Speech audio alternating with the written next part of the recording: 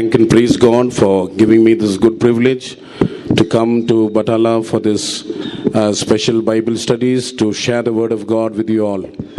ਇਸ ਬਟਾਲਾ ਸ਼ਹਿਰ ਦੇ ਵਿੱਚ ਇਹ ਬਾਈਬਲ ਅਧਿਐਨ ਪਰਮੇਸ਼ਰ ਦੇ ਵਚਨ ਨੂੰ ਤੁਹਾਡੇ ਨਾਲ ਸਾਂਝਾ ਕਰਨ ਦੇ ਲਈ ਪਰਮੇਸ਼ਰ ਨੇ ਮੈਨੂੰ ਇਹ ਮੌਕਾ ਦਿੱਤਾ। ਇਸ ਲਈ ਮੈਂ ਪਰਮੇਸ਼ਰ ਦਾ ਤੇ ਤੁਹਾਡਾ ਸਭ ਦਾ ਹੀ ਸ਼ੁਕਰਗੁਜ਼ਾਰ ਹਾਂ। Unworthy as I am standing in your midst only by your prayers and by the grace of God. ਮੈਂ ਅਯੋਗ ਹੋ ਕੇ ਜੋ ਤੁਹਾਡੇ ਦਰਮਿਆਨ ਖੜਾ ਹਾਂ ਕੇਵਲ ਪਰਮੇਸ਼ਰ ਦੀ ਕਿਰਪਾ ਤੇ ਤੁਹਾਡੀਆਂ ਪ੍ਰਾਰਥਨਾਵਾਂ ਦੇ ਨਾਲ ਹੈ। As the Lord has put a burden in my heart regarding the visions, I want to share with you the word of God regarding the visions in the word of God. ਪਰਮੇਸ਼ਰ ਦੇ ਵਚਨ ਦੇ ਵਿੱਚ ਦਰਸ਼ਨ ਦੇ ਸੰਬੰਧ ਦੇ ਵਿੱਚ ਜੋ ਪਰਮੇਸ਼ਰ ਦਾ ਵਚਨ ਪਰਮੇਸ਼ਰ ਨੇ ਮੇਰੇ ਮਨ ਦੇ ਵਿੱਚ ਪਾਇਆ ਉਸ ਨੂੰ ਮੈਂ ਤੁਹਾਡੇ ਨਾਲ ਸਾਂਝਾ ਕਰਨਾ ਚਾਹੁੰਦਾ ਹਾਂ। And the word of God says in Proverbs 29 chapter verse 18, ਪਰਮੇਸ਼ਰ ਦਾ ਵਚਨ ਕਹਾਵਤਾਂ 29 ਅਧਿਆਇ 18 ਵਚਨ ਦੇ ਵਿੱਚ ਕਹਿੰਦਾ ਹੈ that where there is no vision the people will perish. ਜਿੱਥੇ ਕੋਈ ਦਰਸ਼ਨ ਨਹੀਂ ਹੁੰਦਾ ਲੋਕ ਆਪੇ ਮੁਹਾਰੇ ਹੋ ਜਾਂਦੇ ਹਨ। Let us read that verse, Proverbs 29 verse 18. ਆਓ ਪੜਾਂਗੇ ਕਹਾਵਤਾਂ 29 ਅਧਿਆਇ 18 ਵਚਨ। Where there is no vision, the people perish, but he that keepeth the law, happy is he. ਜਿੱਥੇ ਕਿਤੇ ਦਰਸ਼ਨ ਨਹੀਂ ਹੁੰਦਾ ਲੋਕ ਬੇਮੁਹਾਰੇ ਹੋ ਜਾਂਦੇ ਹਨ। So here we see where there is no vision, the people will perish. ਇੱਥੇ ਅਸੀਂ ਵੇਖਦੇ ਹਾਂ ਕਿ ਜਿੱਥੇ ਦਰਸ਼ਨ ਨਹੀਂ ਉੱਥੇ ਲੋਕ ਬੇਮੁਹਾਰੇ ਹੋ ਜਾਂਦੇ ਹਨ। But he that keepeth the law, happy is he. ਪਰ ਜਿਹੜਾ ਵਿਵਸਥਾ ਦੀ ਪਾਲਣਾ ਕਰਦਾ ਹੈ ਉਹ ਧਨ ਹੈ। And we have come to the last days. ਅਤੇ ਅਸੀਂ ਆਖਰੀ ਦਿਨਾਂ ਦੇ ਵਿੱਚ ਆਏ ਹਾਂ। One of the signs of the last days is that young men shall see visions. ਅਤੇ ਆਖਰੀ ਦਿਨਾਂ ਦਾ ਇੱਕ ਨਿਸ਼ਾਨ ਇਹ ਹੈ ਕਿ ਜਵਾਨ ਲੋਕ ਦਰਸ਼ਨ ਦੇਖਣਗੇ। According to the prophet Joel in 2nd chapter verse 28 and 29. ਯੋਏਲ ਦੀ ਕਿਤਾਬ ਦੂਜਾ ਅਧਿਆਇ 28 ਤੇ 29 ਵਚਨ ਦੇ ਅਨੁਸਾਰ there we see in the last days God says, I will pour out my spirit upon all flesh. ਉੱਥੇ ਅਸੀਂ ਵੇਖਦੇ ਹਾਂ ਕਿ ਪਰਮੇਸ਼ਰ ਕਹਿੰਦਾ ਕਿ ਮੈਂ ਆਖਰੀ ਦਿਨਾਂ ਵਿੱਚ ਆਪਣਾ ਆਤਮਾ ਸਾਰੇ ਸਰੀਰਾਂ ਉੱਤੇ ਵਹਾ ਦਿਆਂਗਾ। And my sons and daughters shall prophesy. ਤੁਹਾਡੇ ਪੁੱਤਰ ਅਤੇ ਧੀਆਂ ਅਗੰਮਵਾਕ ਕਰਨਗੇ। My servants and handmaidens shall prophesy. ਅਤੇ ਮੇਰੇ ਦਾਸ ਅਤੇ ਮੇਰੀਆਂ ਦਾਸੀਆਂ ਅਗੰਮਵਾਕ ਕਰਨਗੀਆਂ। And the young men shall see visions. ਅਤੇ ਤੁਹਾਡੇ ਜਵਾਨ ਦਰਸ਼ਨ ਦੇਖਣਗੇ। And the old men shall see dreams. ਤੁਹਾਡੇ ਬੁੱਢੇ ਸੁਪਨੇ ਵੇਖਣਗੇ। So these are the signs of the last days. ਇਸ ਕਰਕੇ ਆਖਰੀ ਦਿਨਾਂ ਦਾ ਚਿੰਨ੍ਹ ਹੈ। And this was fulfilled after he foretold the prophecy 750 years after that. It was fulfilled in Acts 2nd chapter verse 17 and 18 we read. ਅਤੇ ਅਸੀਂ ਇਹ ਨਬੀ ਦੇ ਦੁਆਰਾ ਕਹਿਣ ਤੋਂ 750 ਸਾਲ ਬਾਅਦ ਰਸੂਲਾਂ ਦੇ ਕਰਤੱਵ ਦੂਜਾ ਅਧਿਆਇ 17 ਤੇ 18 ਵਚਨ ਦੇ ਵਿੱਚ ਇਸ ਭਵਿੱਖਬਾਣੀ ਨੂੰ ਪੂਰਾ ਹੁੰਦਾ ਹੈ ਵੇਖਦੇ ਹਾਂ। We all know the incident when all the people 120 people had gathered on the day of Pentecost, and on that day the Holy Spirit came upon them. ਅਸੀਂ ਸਾਰੇ ਉਸ ਘਟਨਾ ਦੇ ਬਾਰੇ ਜਾਣਦੇ ਹਾਂ ਕਿ ਜਿਸ ਦਿਨ ਪੰਤੇਕੋਸਤ ਦੇ ਦਿਨ ਸਾਰੇ ਲੋਕ ਯਰੂਸ਼ਲਮ ਦੇ ਵਿੱਚ ਇਕੱਠੇ ਹੋਏ ਸਨ। 120 ਲੋਕ ਤਾਂ ਉਹਨਾਂ ਦੇ ਉੱਤੇ ਪਵਿੱਤਰ ਆਤਮਾ ਉਤਰਿਆ। And you know that the prophecy which was foretold by prophet Joel was fulfilled that day. ਅਤੇ ਤੁਹਾਨੂੰ ਪਤਾ ਹੈ ਕਿ ਉਹ ਅਗੰਮ ਵਾਕ ਜੋ ਯੋਏਲ ਨਬੀ ਦੇ ਦੁਆਰਾ ਪਹਿਲਾਂ ਦੱਸਿਆ ਗਿਆ ਸੀ ਉਹ ਪੂਰਾ ਹੋਇਆ। Please read Acts 2nd chapter verse 17 and 18. ਪੜਾਂਗੇ ਰਸੂਲਾਂ ਦੇ ਕਰਤੱਵ ਦੂਜਾ ਅਧਿਆਇ 17 ਤੇ 18 ਵਚਨ। To pass in the last days, said God, I will pour out my spirit upon all flesh, and your sons and your daughters shall prophesy, and your young men shall see visions, and your old men shall dream dreams, and on my servants and on my handmaids I will pour out in those days of my spirit, and they shall prophesy. ਕਿ ਅੰਤ ਦੇ ਦਿਨਾਂ ਵਿੱਚ ਇਉਂ ਹੋਵੇਗਾ ਜੋ ਮੈਂ ਆਪਣਾ ਆਤਮਾ ਵਿੱਚੋਂ ਸਾਰੇ ਸਰੀਰਾਂ ਉੱਤੇ ਵਹਾ ਦਿਆਂਗਾ ਅਤੇ ਤੁਹਾਡੇ ਪੁੱਤਰ ਔਰ ਤੁਹਾਡੀਆਂ ਧੀਆਂ ਅਗੰਮਵਾਕ ਕਰਨਗੇ ਅਤੇ ਤੁਹਾਡੇ ਜਵਾਨ ਦਰਸ਼ਨ ਵੇਖਣਗੇ ਅਤੇ ਤੁਹਾਡੇ ਬੁੱਢੇ ਸੁਪਨੇ ਵੇਖਣਗੇ। ਹਾਂ ਮੈਂ ਆਪਣੇ ਦਾਸਾਂ ਅਤੇ ਆਪਣੀਆਂ ਦਾਸੀਆਂ ਉੱਤੇ ਉਨੀ ਦਿਨੀ ਆਪਣੇ ਆਤਮਾ ਵਿੱਚ ਵਹਾ ਦਿਆਂਗਾ ਔਰ ਉਹ ਅਗੰਮਵਾਕ ਕਰਨਗੇ। We are in the most important times in these days. ਇਹਨਾਂ ਦਿਨਾਂ ਵਿੱਚ ਅਸੀਂ ਬਹੁਤ ਹੀ ਮਹੱਤਵਪੂਰਨ ਸਮੇਂ ਦੇ ਵਿੱਚ ਹਾਂ। And this period where we are dwelling, it is called the grace period. ਅਤੇ ਇਹ ਯੁੱਗ ਜਿਸ ਦੇ ਵਿੱਚ ਅਸੀਂ ਰਹਿ ਰਹੇ ਹਾਂ ਇਸ ਨੂੰ ਕਿਰਪਾ ਦਾ ਯੁੱਗ ਕਿਹਾ ਜਾਂਦਾ And ਹੈ। it is also called the church age. ਅਤੇ ਇਸ ਨੂੰ ਕਲੀਸਿਆ ਦਾ ਯੁੱਗ ਵੀ ਕਿਹਾ ਜਾਂਦਾ ਹੈ। And it is also called, it is the period of the Holy Spirit. ਅਤੇ ਇਸ ਨੂੰ ਪਵਿੱਤਰ ਆਤਮਾ ਦਾ ਯੁੱਗ ਵੀ ਕਿਹਾ ਜਾਂਦਾ ਹੈ। That's why we see the maximum the indwelling of the Holy Spirit, the working of the Holy Spirit we can see in this time. ਇਸੇ ਕਰਕੇ ਇਸੇ ਸਮੇਂ ਦੇ ਵਿੱਚ ਅਸੀਂ ਪਵਿੱਤਰ ਆਤਮਾ ਦਾ ਸਭ ਤੋਂ ਜ਼ਿਆਦਾ ਕੰਮ ਕਰਨ ਨੂੰ ਵੇਖ ਸਕਦੇ ਹਾਂ। And this is the sign of the last days as well. ਅਤੇ ਜਿਸ ਤਰ੍ਹਾਂ ਕਿ ਇਹ ਆਖਰੀ ਦਿਨਾਂ ਦਾ ਨਿਸ਼ਾਨ ਵੀ ਹੈ। So the young men shall see visions, and that is being fulfilled fulfilled in these days. ਤੁਹਾਡੇ ਜਵਾਨ ਦਰਸ਼ਨ ਵੇਖਣਗੇ ਇਹ ਕੰਮ ਜੋ ਹੈ ਇਹਨਾਂ ਦਿਨਾਂ ਵਿੱਚ ਪੂਰਾ ਹੋਣਾ ਚਾਹੀਦਾ ਹੈ। Therefore, in different periods, we can see how God revealed the word of God, or God revealed the truth through showing visions. ਅਲੱਗ-ਅਲੱਗ ਯੁੱਗਾਂ ਦੇ ਵਿੱਚ ਅਸੀਂ ਵੇਖਦੇ ਹਾਂ ਕਿ ਪਰਮੇਸ਼ਰ ਨੇ ਆਪਣੇ ਵਚਨ ਨੂੰ ਕਿਸ ਤਰ੍ਹਾਂ ਪ੍ਰਗਟ ਕੀਤਾ, ਕਿਸ ਤਰ੍ਹਾਂ ਸੁਪਨੇ ਅਤੇ ਦਰਸ਼ਨ ਦੇ ਦੁਆਰਾ ਪ੍ਰਗਟ ਕੀਤਾ। We must understand what is the definition of vision first of all. ਅਤੇ ਸਭ ਤੋਂ ਪਹਿਲਾਂ ਸਾਨੂੰ ਇਹ ਸਮਝਣਾ ਚਾਹੀਦਾ ਹੈ ਕਿ ਦਰਸ਼ਨ ਦੀ ਪਰਿਭਾਸ਼ਾ ਕੀ ਹੈ। The vision means visualizing the things prepared by God and preparing ourselves to inherit them. ਅਤੇ ਪਰਮੇਸ਼ਰ ਦੇ ਵੱਲੋਂ ਜੋ ਗੱਲਾਂ ਤਿਆਰ ਕੀਤੀਆਂ ਗਈਆਂ ਹਨ ਉਹਨਾਂ ਦਾ ਦਰਸ਼ਨ ਵੇਖਣਾ ਅਤੇ ਉਹਨਾਂ ਨੂੰ ਆਪਣੇ ਆਪ ਨੂੰ ਉਹਨਾਂ ਨੂੰ ਮਿਰਾਸ ਵਿੱਚ ਪ੍ਰਾਪਤ ਕਰਨ ਲਈ ਤਿਆਰ ਕਰਨਾ। Again I'll repeat. ਮੈਂ ਫਿਰ ਦੁਹਰਾਵਾਂਗਾ। It is visualizing the things prepared by God for us and preparing ourselves to inherit them. ਪਰਮੇਸ਼ਰ ਦੇ ਵੱਲੋਂ ਜੋ ਗੱਲਾਂ ਸਾਡੇ ਲਈ ਤਿਆਰ ਕੀਤੀਆਂ ਗਈਆਂ ਹਨ ਉਹਨਾਂ ਦਾ ਦਰਸ਼ਨ ਵੇਖਣਾ ਅਤੇ ਆਪਣੇ ਆਪ ਨੂੰ ਉਹਨਾਂ ਨੂੰ ਮਿਰਾਸ ਵਿੱਚ ਪ੍ਰਾਪਤ ਕਰਨ ਲਈ ਤਿਆਰ ਕਰਨਾ। That's why in 1 Corinthians 2nd chapter verse 9 we read, ਇਸੇ ਕਰਕੇ ਪਹਿਲਾ ਕੁਰਿੰਥੀਆਂ 2 ਅਧਿਆਇ 9 ਵਚਨ ਦੇ ਵਿੱਚ ਅਸੀਂ ਪੜ੍ਹਦੇ ਹਾਂ, that which the eye hath not seen, ਜਿਹੜੀਆਂ ਵਸਤਾਂ ਅੱਖੀ ਨਾ ਵੇਖੀਆਂ, that which the ear hath not heard, ਨਾ ਕੰਨੀ ਸੁਣੀਆਂ, that which the heart cannot visualize that, ਅਤੇ ਨਾ ਇਨਸਾਨ ਦੇ ਮਨ ਵਿੱਚ ਆਈਆਂ, or it has not entered into the heart of man, ਅਤੇ ਨਾ ਹੀ ਮਨੁੱਖ ਦੇ ਮਨ ਵਿੱਚ ਆਈਆਂ, the things which God has prepared to them that love him. ਜਿਹੜੀਆਂ ਵਸਤਾਂ ਪਰਮੇਸ਼ਰ ਨੇ ਆਪਣੇ ਪ੍ਰੇਮੀਆਂ ਲਈ ਤਿਆਰ ਕੀਤੀਆਂ ਹਨ। So that which the eye hath not seen, that which the ear hath not heard, neither hath it entered the heart of man, the things which God has prepared for those who love him. ਜਿਹੜੀਆਂ ਵਸਤਾਂ ਅੱਖੀ ਨਾ ਵੇਖੀਆਂ, ਨਾ ਕੰਨੀ ਸੁਣੀਆਂ, ਨਾ ਇਨਸਾਨ ਦੇ ਮਨ ਵਿੱਚ ਆਈਆਂ, ਜਿਹੜੀਆਂ ਵਸਤਾਂ ਪਰਮੇਸ਼ਰ ਨੇ ਆਪਣੇ ਪ੍ਰੇਮੀਆਂ ਲਈ ਤਿਆਰ ਕੀਤੀਆਂ ਹਨ। In other words, that is the meaning of vision. ਅਤੇ ਦੂਜੇ ਸ਼ਬਦਾਂ ਦੇ ਵਿੱਚ ਦਰਸ਼ਨ ਦਾ ਇਹੀ ਅਰਥ ਹੈ। So that these prophecies are being fulfilled in these last days through visions. ਇਸ ਕਰਕੇ ਦਰਸ਼ਨਾਂ ਦੇ ਦੁਆਰਾ ਇਹਨਾਂ ਦਿਨਾਂ ਦੇ ਵਿੱਚ ਇਹ ਅਗੰਮ ਵਾਕ ਪੂਰੇ ਹੋ ਰਹੇ ਹਨ। And there are different meanings in different versions of the Bible. In different languages it means differently. Bible ਦੇ ਅਲੱਗ-ਅਲੱਗ ਵਰਸ਼ਨ ਦੇ ਵਿੱਚ ਅਲੱਗ-ਅਲੱਗ ਭਾਸ਼ਾਵਾਂ ਦੀ ਜੋ ਬਾਈਬਲ ਹੈ ਉਸ ਦੇ ਵਿੱਚ ਅਲੱਗ-ਅਲੱਗ ਅਰਥ ਦੱਸੇ ਗਏ For ਹਨ। example, in English it is written, where there is no vision the people will perish. ਜਿੱਦਾਂ ਉਦਾਹਰਨ ਦੇ ਤੌਰ ਤੇ ਅੰਗਰੇਜ਼ੀ ਦੇ ਵਿੱਚ ਲਿਖਿਆ ਹੈ ਕਿ ਜਿੱਥੇ ਕਿਤੇ ਦਰਸ਼ਨ ਨਹੀਂ ਲੋਕ ਨਾਸ਼ ਹੋ ਜਾਂਦੇ ਹਨ। But in Malayalam version it means where there is no revelation the people will perish. ਅਤੇ ਮਲਿਆਲਮ ਭਾਸ਼ਾ ਦੇ ਵਿੱਚ ਜਿੱਥੇ ਕਿਤੇ ਕੋਈ ਪ੍ਰਕਾਸ਼ਨ ਨਹੀਂ ਹੈ ਲੋਕ ਨਾਸ਼ ਹੋ ਜਾਂਦੇ ਹਨ। For example, St. John the Divine, God showed the revelation of the things which will come to pass. ਅਤੇ ਉਦਾਹਰਨ ਦੇ ਤੌਰ ਤੇ ਸੰਤ ਯਹੂਨਾ ਨੂੰ ਪਰਮੇਸ਼ਰ ਨੇ ਹੋਣ ਵਾਲੀਆਂ ਗੱਲਾਂ ਦੇ ਬਾਰੇ ਦਰਸ਼ਨ ਦਿੱਤਾ। And it was through visions only God was declaring or showing the revelation of the things which will come to pass. ਅਤੇ ਇਹ ਦਰਸ਼ਨ ਦੇ ਦੁਆਰਾ ਸੀ ਜੋ ਪਰਮੇਸ਼ਰ ਉਸ ਨੂੰ ਪ੍ਰਕਾਸ਼ਨ ਦੇ ਰਿਹਾ ਸੀ ਜੋ ਉਸ ਤੋਂ ਬਾਅਦ ਹੋਣ ਵਾਲੀਆਂ ਗੱਲਾਂ ਸਨ। So we can take that also in our reference that without any revelations we will perish. ਇਸ ਨੂੰ ਵੀ ਅਸੀਂ ਆਪਣੇ ਹਵਾਲੇ ਦੇ ਵਿੱਚ ਲੈ ਸਕਦੇ ਹਾਂ ਕਿ ਪ੍ਰਕਾਸ਼ਨ ਤੋਂ ਬਿਨਾਂ ਵੀ ਲੋਕ ਨਾਸ਼ ਹੋ ਜਾ ਰਹੇ ਹਨ। Thirdly, according to the Tamil translation, it means where there is no gift of prophecy the people will perish. ਅਤੇ ਤੀਜਾ ਤਮਿਲ ਅਨੁਵਾਦ ਦੇ ਅਨੁਸਾਰ ਜਿੱਥੇ ਅਗੰਮ ਵਾਕ ਦਾ ਵਰਦਾਨ ਨਹੀਂ ਹੈ ਲੋਕ ਨਾਸ਼ ਹੁੰਦੇ ਜਾਂਦੇ ਹਨ। So the gift of prophecy also is very very important in these last days. ਇਸ ਕਰਕੇ ਇਹਨਾਂ ਆਖਰੀ ਦਿਨਾਂ ਦੇ ਵਿੱਚ ਅਗੰਮ ਵਾਕ ਦਾ ਵਰਦਾਨ ਵੀ ਬਹੁਤ ਹੀ ਮਹੱਤਵਪੂਰਨ ਹੈ। All the prophecies which have been foretold has been fulfilled these days. ਅਤੇ ਜੋ ਪਹਿਲਾਂ ਸਾਰੇ ਅਗੰਮ ਵਾਕ ਕੀਤੇ ਗਏ ਸਨ ਇਹਨਾਂ ਦਿਨਾਂ ਦੇ ਵਿੱਚ ਪੂਰੇ ਹੋ ਰਹੇ ਹਨ। So where there is no vision that people will perish. ਜਿੱਥੇ ਕਿਤੇ ਦਰਸ਼ਨ ਨਹੀਂ ਲੋਕ ਬੇਮੁਹਾਰੇ ਹੋ ਜਾਂਦੇ ਹਨ ਜਾਂ Where ਨਾਸ਼ there ਹੋ is ਜਾਂਦੇ ਹਨ। no revelation the people will perish. ਜਿੱਥੇ ਪ੍ਰਕਾਸ਼ਨ ਨਹੀਂ ਲੋਕ ਨਾਸ਼ ਹੋ ਜਾਂਦੇ ਹਨ। Where there is no gift of prophecy working the people will perish. ਅਤੇ ਜਿੱਥੇ ਅਗੰਮ ਵਾਕ ਦਾ ਵਰਦਾਨ ਕੰਮ ਨਹੀਂ ਕਰਦਾ ਲੋਕ ਨਾਸ਼ ਹੋ ਜਾਂਦੇ ਹਨ। And these are all the signs of the last days. ਅਤੇ ਇਹ ਸਾਰੇ ਇਹਨਾਂ ਆਖਰੀ ਦਿਨਾਂ ਦੇ ਨਿਸ਼ਾਨ ਹਨ। One English phrase says that if you don't have vision in this mission, there will be no cushion in heaven. ਅਤੇ ਜੇ ਦਰਸ਼ਨ ਦੇ ਵਿੱਚ ਜੇਕਰ ਤੁਹਾਡੇ ਕੋਲ ਕੋਈ ਦਰਸ਼ਨ ਨਹੀਂ ਹੈ ਤਾਂ ਸਵਰਗ ਦੇ ਵਿੱਚ ਤੁਹਾਡੇ ਲਈ ਕੋਈ ਸਵਾਲ ਨਹੀਂ ਹੈ। If you don't have vision in this mission, ਜੇਕਰ ਇਸ ਮਿਸ਼ਨ ਦੇ ਵਿੱਚ ਤੁਹਾਡੇ ਕੋਲ ਕੋਈ ਦਰਸ਼ਨ ਨਹੀਂ ਹੈ ਤਾਂ we won't have cushion in heaven. ਤਾਂ ਸਵਰਗ ਦੇ ਵਿੱਚ ਤੁਹਾਡੇ ਲਈ ਕੋਈ ਕੁਸ਼ਨ ਨਹੀਂ ਹੈ। So that means this is very very important in our spiritual life. ਮਤਲਬ ਇਹ ਸਾਡੇ ਆਤਮਿਕ ਜੀਵਨ ਦੇ ਵਿੱਚ ਬਹੁਤ ਹੀ ਮਹੱਤਵਪੂਰਨ ਹੈ।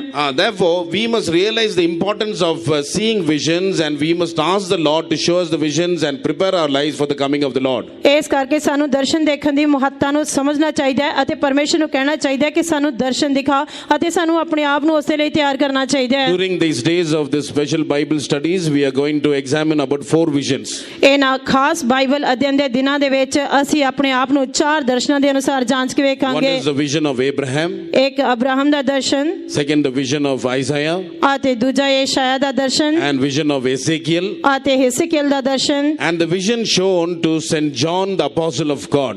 ਅਤੇ ਸੰਤ ਯਹੂਨਾ ਜੋ ਪਰਮੇਸ਼ਰ ਦਾ ਰਸੂਲ ਸੀ ਉਸ ਨੂੰ ਦਿਖਾਇਆ ਗਿਆ ਦਰਸ਼ਨ। So we must listen to the word of God and attentively listen and take the word of God into our hearts. ਸਾਨੂੰ ਪਰਮੇਸ਼ਰ ਦੇ ਵਚਨ ਨੂੰ ਸੁਣਨਾ ਚਾਹੀਦਾ ਹੈ, ਉਸ ਦੇ ਲਈ ਚੌਕਸ ਰਹਿਣਾ ਚਾਹੀਦਾ ਹੈ ਤੇ ਪਰਮੇਸ਼ਰ ਦੇ ਵਚਨ ਨੂੰ ਆਪਣੇ ਦਿਲ ਦੇ ਵਿੱਚ ਲੈਣਾ ਚਾਹੀਦਾ ਹੈ। We see there are 7, as I will tell you about 7 aspects of vision today.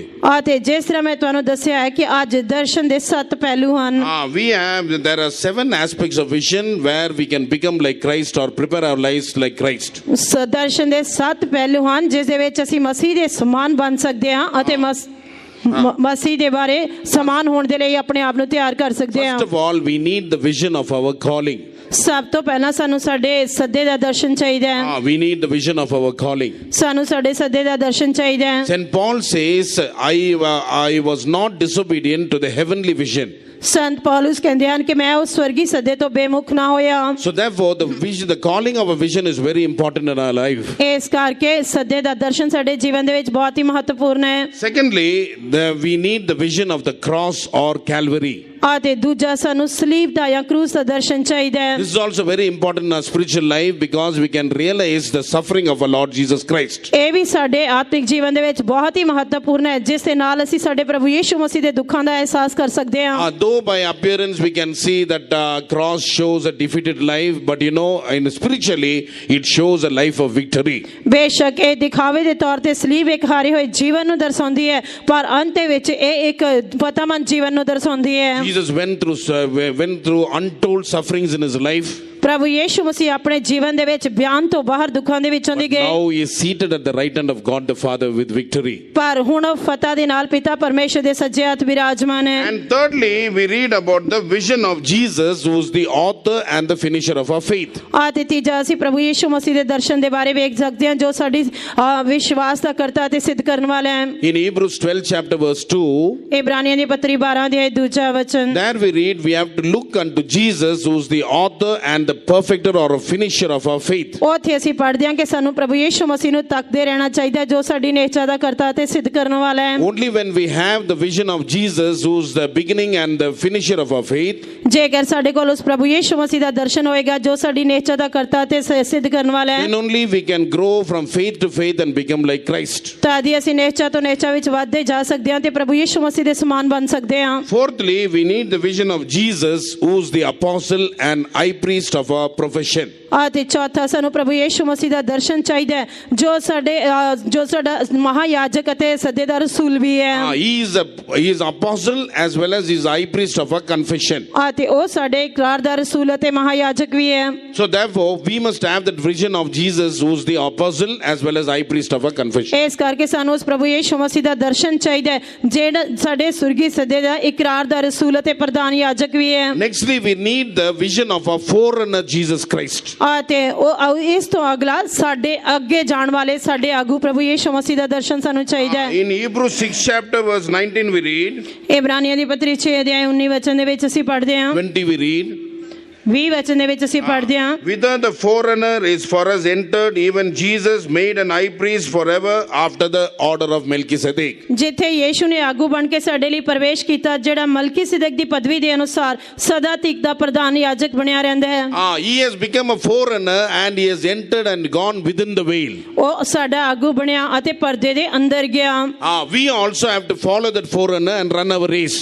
ਅਸੀਂ ਉਸ ਆਗੂ ਦੀ ਪੈਰਵੀ ਕਰਨੀ ਹੈ ਤੇ ਉਸ ਦੇ ਪਿੱਛੇ ਪ੍ਰਵੇਸ਼ ਕਰਨਾ ਹੈ। Therefore, always our eyes must be focused upon that Jesus who is our forerunner. ਇਸ ਕਰਕੇ ਸਾਡੀਆਂ ਅੱਖਾਂ ਹਮੇਸ਼ਾ ਪ੍ਰਭੂ ਯਿਸੂ ਮਸੀਹ ਤੇ ਕੇਂਦਰਿਤ ਰਹਿਣੀਆਂ ਚਾਹੀਦੀਆਂ ਹਨ ਜੋ ਸਾਡਾ ਆਗੂ ਹੈ। Sixthly, we need the vision of the glory that awaits us.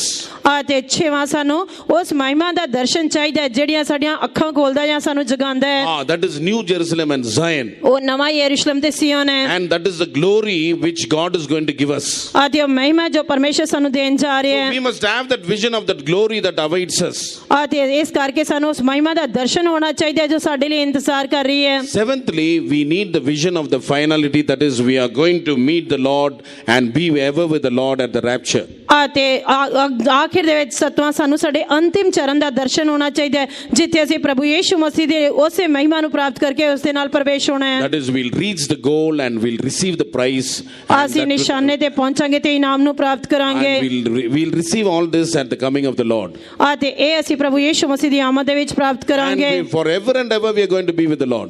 ਅਤੇ ਅਸੀਂ ਜੁਗੋ ਜੁਗ ਪ੍ਰਭੂ ਦੇ ਨਾਲ ਰਹਾਂਗੇ। So these 7 aspects of vision, when we have it in our life, we will be able to become like Christ. ਇਸ ਕਰਕੇ ਜਦ ਸਾਡੇ ਜੀਵਨ ਦੇ ਵਿੱਚ ਦਰਸ਼ਨ ਦੇ 7 ਪਹਿਲੂ ਹੋਣਗੇ ਤਾਂ ਅਸੀਂ ਪ੍ਰਭੂ ਯੀਸ਼ੂ ਮਸੀਹ ਦੇ ਸਮਾਨ ਬਣਨ ਦੇ ਯੋਗ ਹੋਵਾਂਗੇ। Now when we examine about Abraham, ਹੁਣ ਜਦ ਅਸੀਂ ਅਬਰਾਹਮ ਦੇ ਬਾਰੇ ਜਾਂਚ ਕੇ ਵੇਖਦੇ ਹਾਂ we can see that Abraham had 4 visions in his life. ਅਸੀਂ ਵੇਖ ਸਕਦੇ ਹਾਂ ਕਿ ਅਬਰਾਹਮ ਦੇ ਜੀਵਨ ਦੇ ਵਿੱਚ 4 ਦਰਸ਼ਨ ਸਨ। One was he got the vision of God of glory. ਅਤੇ ਇੱਕ ਉਸਨੇ ਤੇਜ ਤੇ ਪਰਮੇਸ਼ਰ ਦਾ ਦਰਸ਼ਨ ਪ੍ਰਾਪਤ ਕੀਤਾ। In Acts 7 chapter verse 2, ਰਸੂਲਾਂ ਦੇ ਕਰਤੱਵ 7 ਦੇ ਦੂਜੇ ਵਚਨ ਦੇ he ਵਿੱਚ was a person who was dwelling in Mesopotamia. ਉਹ ਵਿਅਕਤੀ ਸੀ ਜਿਹੜਾ ਮੈਸੋਪੋਟਾਮੀਆ ਦੇ ਵਿੱਚ ਰਹਿੰਦਾ ਸੀ। And that city was a modern city, and they say that cities were built with bricks. ਅਤੇ ਸ਼ਹਿਰ ਆਧੁਨਿਕ ਸ਼ਹਿਰ ਸੀ ਜੋ ਇੱਟਾਂ ਦਾ ਬਣਾਇਆ ਹੋਇਆ ਸੀ। And it was such a modernized city in those days itself. ਅਤੇ ਉਹਨਾਂ ਦਿਨਾਂ ਦੇ ਵਿੱਚ ਇਹ ਇੰਨਾ ਆਧੁਨਿਕ ਸ਼ਹਿਰ ਸੀ। So when Abraham was dwelling in that city, ਜਦ ਅਬਰਾਹਮ ਉਸ ਸ਼ਹਿਰ ਦੇ ਵਿੱਚ ਵਾਸ ਕਰਦਾ ਸੀ one day the God of glory appeared unto him. ਤਾਂ ਇੱਕ ਦਿਨ ਤੇਜ ਰੂਪੀ ਪਰਮੇਸ਼ਰ ਉਸ ਨੂੰ ਵਿਖਾਈ ਦਿੱਤਾ। I mean, till then he hadn't seen the God of glory. ਤਦ ਤੱਕ ਉਸਨੇ ਤੇਜ ਦੇ ਪਰਮੇਸ਼ਰ ਨੂੰ ਨਹੀਂ ਵੇਖਿਆ ਸੀ। You know, the profession of Abraham was he was idol maker. ਅਤੇ ਅਬਰਾਹਮ ਦਾ ਕਿੱਤਾ ਸੀ ਕਿ ਉਹ ਮੂਰਤੀਆਂ ਬਣਾਉਂਦਾ ਸੀ। And he was a worshipper of the idols. ਅਤੇ ਉਹ ਮੂਰਤੀ ਪੂਜਕ ਸੀ। He was a maker of idols, and the profession of their forefathers was that only. ਉਹ ਮੂਰਤੀਆਂ ਬਣਾਉਣ ਵਾਲਾ ਸੀ ਤੇ ਉਸਦੇ ਪਿਓ ਦਾਦਿਆਂ ਦਾ ਕਿੱਤਾ ਵੀ ਹੋਈ ਸੀ। So they do not know about the God of glory at all. They were worshipping only these idols made of stones. ਉਹ ਬਿਲਕੁਲ ਵੀ ਤੇਜ ਰੂਪੀ ਪਰਮੇਸ਼ਰ ਨੂੰ ਨਹੀਂ ਜਾਣਦਾ ਸੀ, ਨਾ ਉਸਦੇ ਕੋਲ ਅਜਿਹਾ ਕੋਈ ਦਰਸ਼ਨ ਸੀ, ਪਰ ਉਹ ਮੂਰਤੀਆਂ ਦੀ ਹੀ ਪੂਜਾ ਕਰਦਾ ਸੀ। One day in Acts 7 chapter verse 2 we read. ਇੱਕ ਦਿਨ ਅਸੀਂ ਰਸੂਲਾਂ ਦੇ ਕਰਤੱਵ ਜਦ 7ਵਾਂ ਅਧਿਆਇ ਦੂਜੇ ਵਚਨ ਦੇ ਵਿੱਚ ਪੜ੍ਹਦੇ ਹਾਂ। Read Acts 7 2 and 3.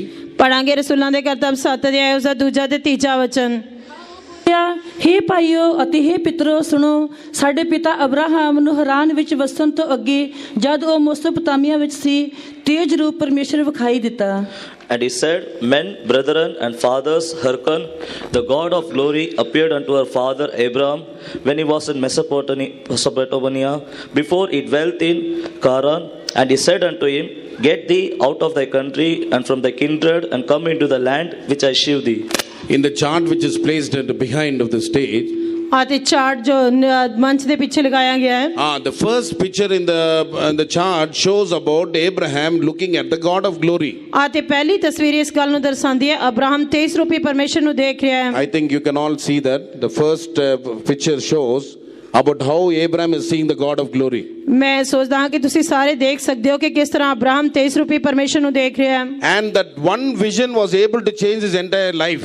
ਅਤੇ ਇੱਕ ਦਰਸ਼ਨ ਉਸਦੇ ਸਾਰੇ ਜੀਵਨ ਨੂੰ ਬਦਲਣ ਦੇ ਯੋਗ ਹੋਇਆ। And we can see in Acts, in Genesis 12 chapter also. ਅਸੀਂ ਉਤਪਤੀ ਪੁਸਤਕ 12 ਅਧਿਆਇ ਦੇ ਵਿੱਚ ਵੀ ਦੇਖਦੇ ਹਾਂ। 12 chapter verse 1 we read that the Lord had said to Abraham, Get thee out of thy country and from thy kindred and from thy father's house unto a land that I will show thee. 12 ਦੇ ਪਹਿਲੇ ਵਚਨ ਦੇ ਵਿੱਚ ਅਸੀਂ ਦੇਖਦੇ ਹਾਂ ਕਿ ਪਰਮੇਸ਼ਰ ਨੇ ਅਬਰਾਹਮ ਨੂੰ ਆਖਿਆ ਤੂੰ ਆਪਣੇ ਦੇਸ਼ ਤੋਂ ਔਰ ਆਪਣੇ ਸਾਕਾਂ ਤੋਂ ਔਰ ਆਪਣੇ ਪਿਤਾ ਦੇ ਘਰ ਤੋਂ ਉਸ ਦੇਸ਼ ਨੂੰ ਜੋ ਮੈਂ ਤੈਨੂੰ ਵਿਖਾਵਾਂਗਾ ਨਿਕਲ ਤੁਰ। So that was the first vision which God showed to Abraham. ਇਹ ਪਹਿਲਾ ਦਰਸ਼ਨ ਸੀ ਜੋ ਪਰਮੇਸ਼ਰ ਨੇ ਅਬਰਾਹਮ ਨੂੰ ਦਿਖਾਇਆ। Before explaining the rest of it, I want to tell you about the 4 visions which he saw. ਅਤੇ ਇਸ ਦੇ ਬਾਰੇ ਬਾਕੀ ਸਾਰੀ ਵਿਆਖਿਆ ਕਰਕੇ ਦੱਸਣ ਤੋਂ ਪਹਿਲਾਂ ਮੈਂ ਤੁਹਾਨੂੰ ਉਸਦੇ 4 ਦਰਸ਼ਨਾਂ ਦੇ ਬਾਰੇ ਦੱਸਣਾ ਚਾਹੁੰਦਾ ਹਾਂ ਜੋ ਉਸਨੇ ਵੇਖੇ। He saw about the Most High God. ਅਤੇ ਦੂਜਾ ਉਸਨੇ ਆਤਮਹਾਨ ਪਰਮੇਸ਼ਰ ਦਾ ਦਰਸ਼ਨ ਦੇਖਿਆ। In Genesis 21st chapter verse 18 to 20. ਉਤਪਤੀ ਪੁਸਤਕ 21 ਅਧਿਆਇ 18 ਤੋਂ ਲੈ ਕੇ 21 ਵਚਨ। There we read that God revealed to him as a Most High God. ਉੱਥੇ ਅਸੀਂ ਵੇਖਦੇ ਹਾਂ ਕਿ ਪਰਮੇਸ਼ਰ ਨੇ ਆਪਣੇ ਆਪ ਨੂੰ ਆਤਮਹਾਨ ਪਰਮੇਸ਼ਰ ਦੇ ਰੂਪ ਵਿੱਚ ਪ੍ਰਗਟ ਕੀਤਾ। And in Genesis 17:1. ਅਤੇ ਉਤਪਤੀ ਪੁਸਤਕ 17 ਅਧਿਆਇ ਪਹਿਲਾ ਵਚਨ। There we read he revealed unto himself as the Almighty God. ਉੱਥੇ ਅਸੀਂ ਵੇਖਦੇ ਹਾਂ ਕਿ ਉਸਨੇ ਆਪਣੇ ਆਪ ਨੂੰ ਸਰਵ ਸ਼ਕਤੀਮਾਨ ਪਰਮੇਸ਼ਰ ਦੇ ਰੂਪ ਵਿੱਚ ਪ੍ਰਗਟ ਕੀਤਾ। When Abraham was 99 years old, God appeared to him. ਜਦ ਅਬਰਾਹਮ 99 ਵਰ੍ਹਿਆਂ ਦਾ ਸੀ ਤਾਂ ਪਰਮੇਸ਼ਰ ਉਸਦੇ ਉੱਤੇ ਪ੍ਰਗਟ ਹੋਇਆ। He said, I am the Almighty God. ਉਸਨੇ ਕਿਹਾ ਕਿ ਮੈਂ ਸਰਵ ਸ਼ਕਤੀਮਾਨ Walk ਪਰਮੇਸ਼ਰ before me and be thou perfect. ਮੇਰੇ ਸਨਮੁਖ ਚੱਲ ਅਤੇ ਸਿੱਧ ਹੁੰਦਾ ਜਾ। And in Genesis 21:33.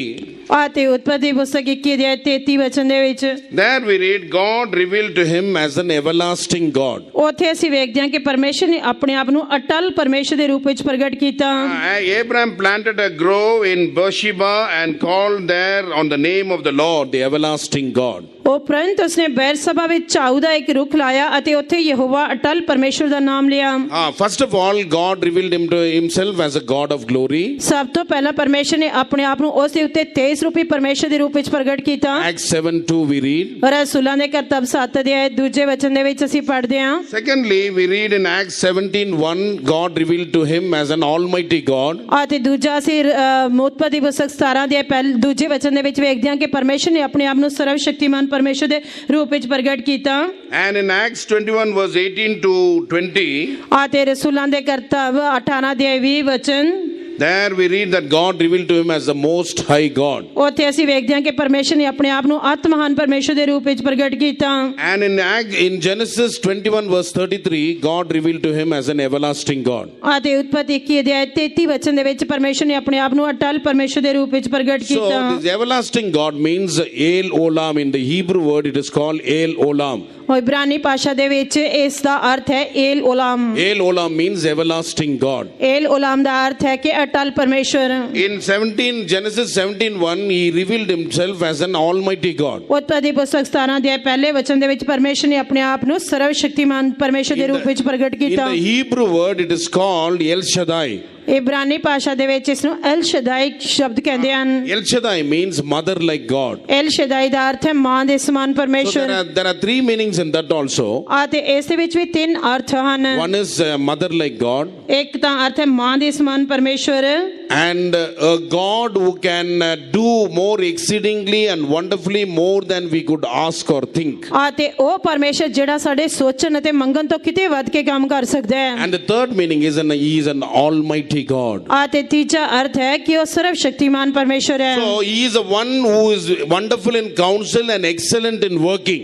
ਅਤੇ ਉਹ ਜਿਹੜਾ ਆਪਣੇ ਕੰਮਾਂ ਦੇ ਵਿੱਚ ਉੱਤਮ ਹੈ ਤੇ ਮਹਾਨ ਹੈ। He is a mother like God. ਉਹ ਮਾਂ ਦੇ ਸਮਾਨ ਪਰਮੇਸ਼ਰ ਹੈ। He is a God who can do more exceedingly and abundantly more than you can ask or think. ਉਹ ਪਰਮੇਸ਼ਰ ਅਜਿਹਾ ਜੋ ਸਾਡੇ ਸੋਚਣ ਅਤੇ ਮੰਗਣ ਤੋਂ ਵੱਧ ਕੇ ਕਿਤੇ ਜ਼ਿਆਦਾ ਕੰਮ ਕਰ ਸਕਦਾ ਹੈ। Thirdly, he is an almighty God. ਅਤੇ ਤੀਜਾ ਉਹ ਸਰਵ ਸ਼ਕਤੀਮਾਨ ਪਰਮੇਸ਼ਰ ਹੈ। And he has been doing almighty things in our life also. ਅਤੇ ਉਹ ਸਾਡੇ ਜੀਵਨ ਦੇ ਵਿੱਚ ਵੀ ਸਰਵ ਸ਼ਕਤੀਮਾਨ ਕੰਮ ਕਰਦਾ ਆ ਰਿਹਾ ਹੈ। So we have to learn from the word of God about these visions and grow deeper and deeper in our spiritual life. ਅਸੀਂ ਪਰਮੇਸ਼ਰ ਦੇ ਵਚਨ ਦੇ ਵਿੱਚੋਂ ਇਹਨਾਂ ਦਰਸ਼ਨਾਂ ਦੇ ਬਾਰੇ ਸਿੱਖਣਾ ਹੈ ਅਤੇ ਆਪਣੇ ਆਤਮਿਕ ਜੀਵਨ ਦੇ ਵਿੱਚ ਗਹਿਰਾਈ ਤੋਂ ਗਹਿਰਾਈ ਵਿੱਚ ਜਾਣਾ ਹੈ। So many people through the visions, their life was changed. ਬਹੁਤ ਸਾਰੇ ਲੋਕਾਂ ਦਾ ਦਰਸ਼ਨ ਦੇ ਦੁਆਰਾ ਉਹਨਾਂ ਦਾ ਜੀਵਨ ਬਦਲ ਗਿਆ। You know, in the year 1889, ਤੁਹਾਨੂੰ ਪਤਾ ਹੈ ਸਨ 1899 ਦੇ ਵਿੱਚ on 3rd of September, Sadhu Sundar Singh was born in this world.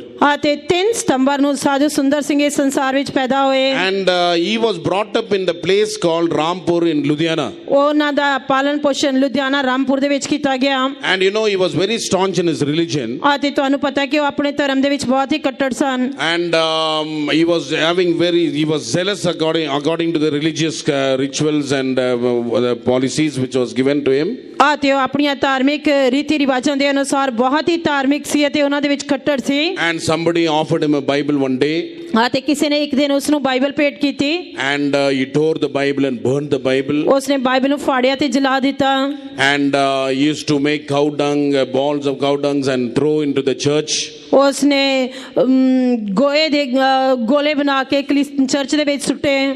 So he was so mocking at the other religions. ਉਹ ਦੂਜੇ ਧਰਮਾਂ ਦਾ ਇੰਨਾ ਮਜ਼ਾਕ ਉਡਾਉਂਦਾ ਸੀ। But you know, the day when he did like that day he could not sleep. ਪਰ ਤੁਹਾਨੂੰ ਪਤਾ ਹੈ ਜਿਸ ਦਿਨ ਉਸਨੇ ਇਹ ਕੰਮ ਕੀਤਾ ਉਸ ਰਾਤ ਨੂੰ ਉਹ ਸੌ ਨਹੀਂ ਸਕਿਆ। And he was struggling for, he was having full of unrest.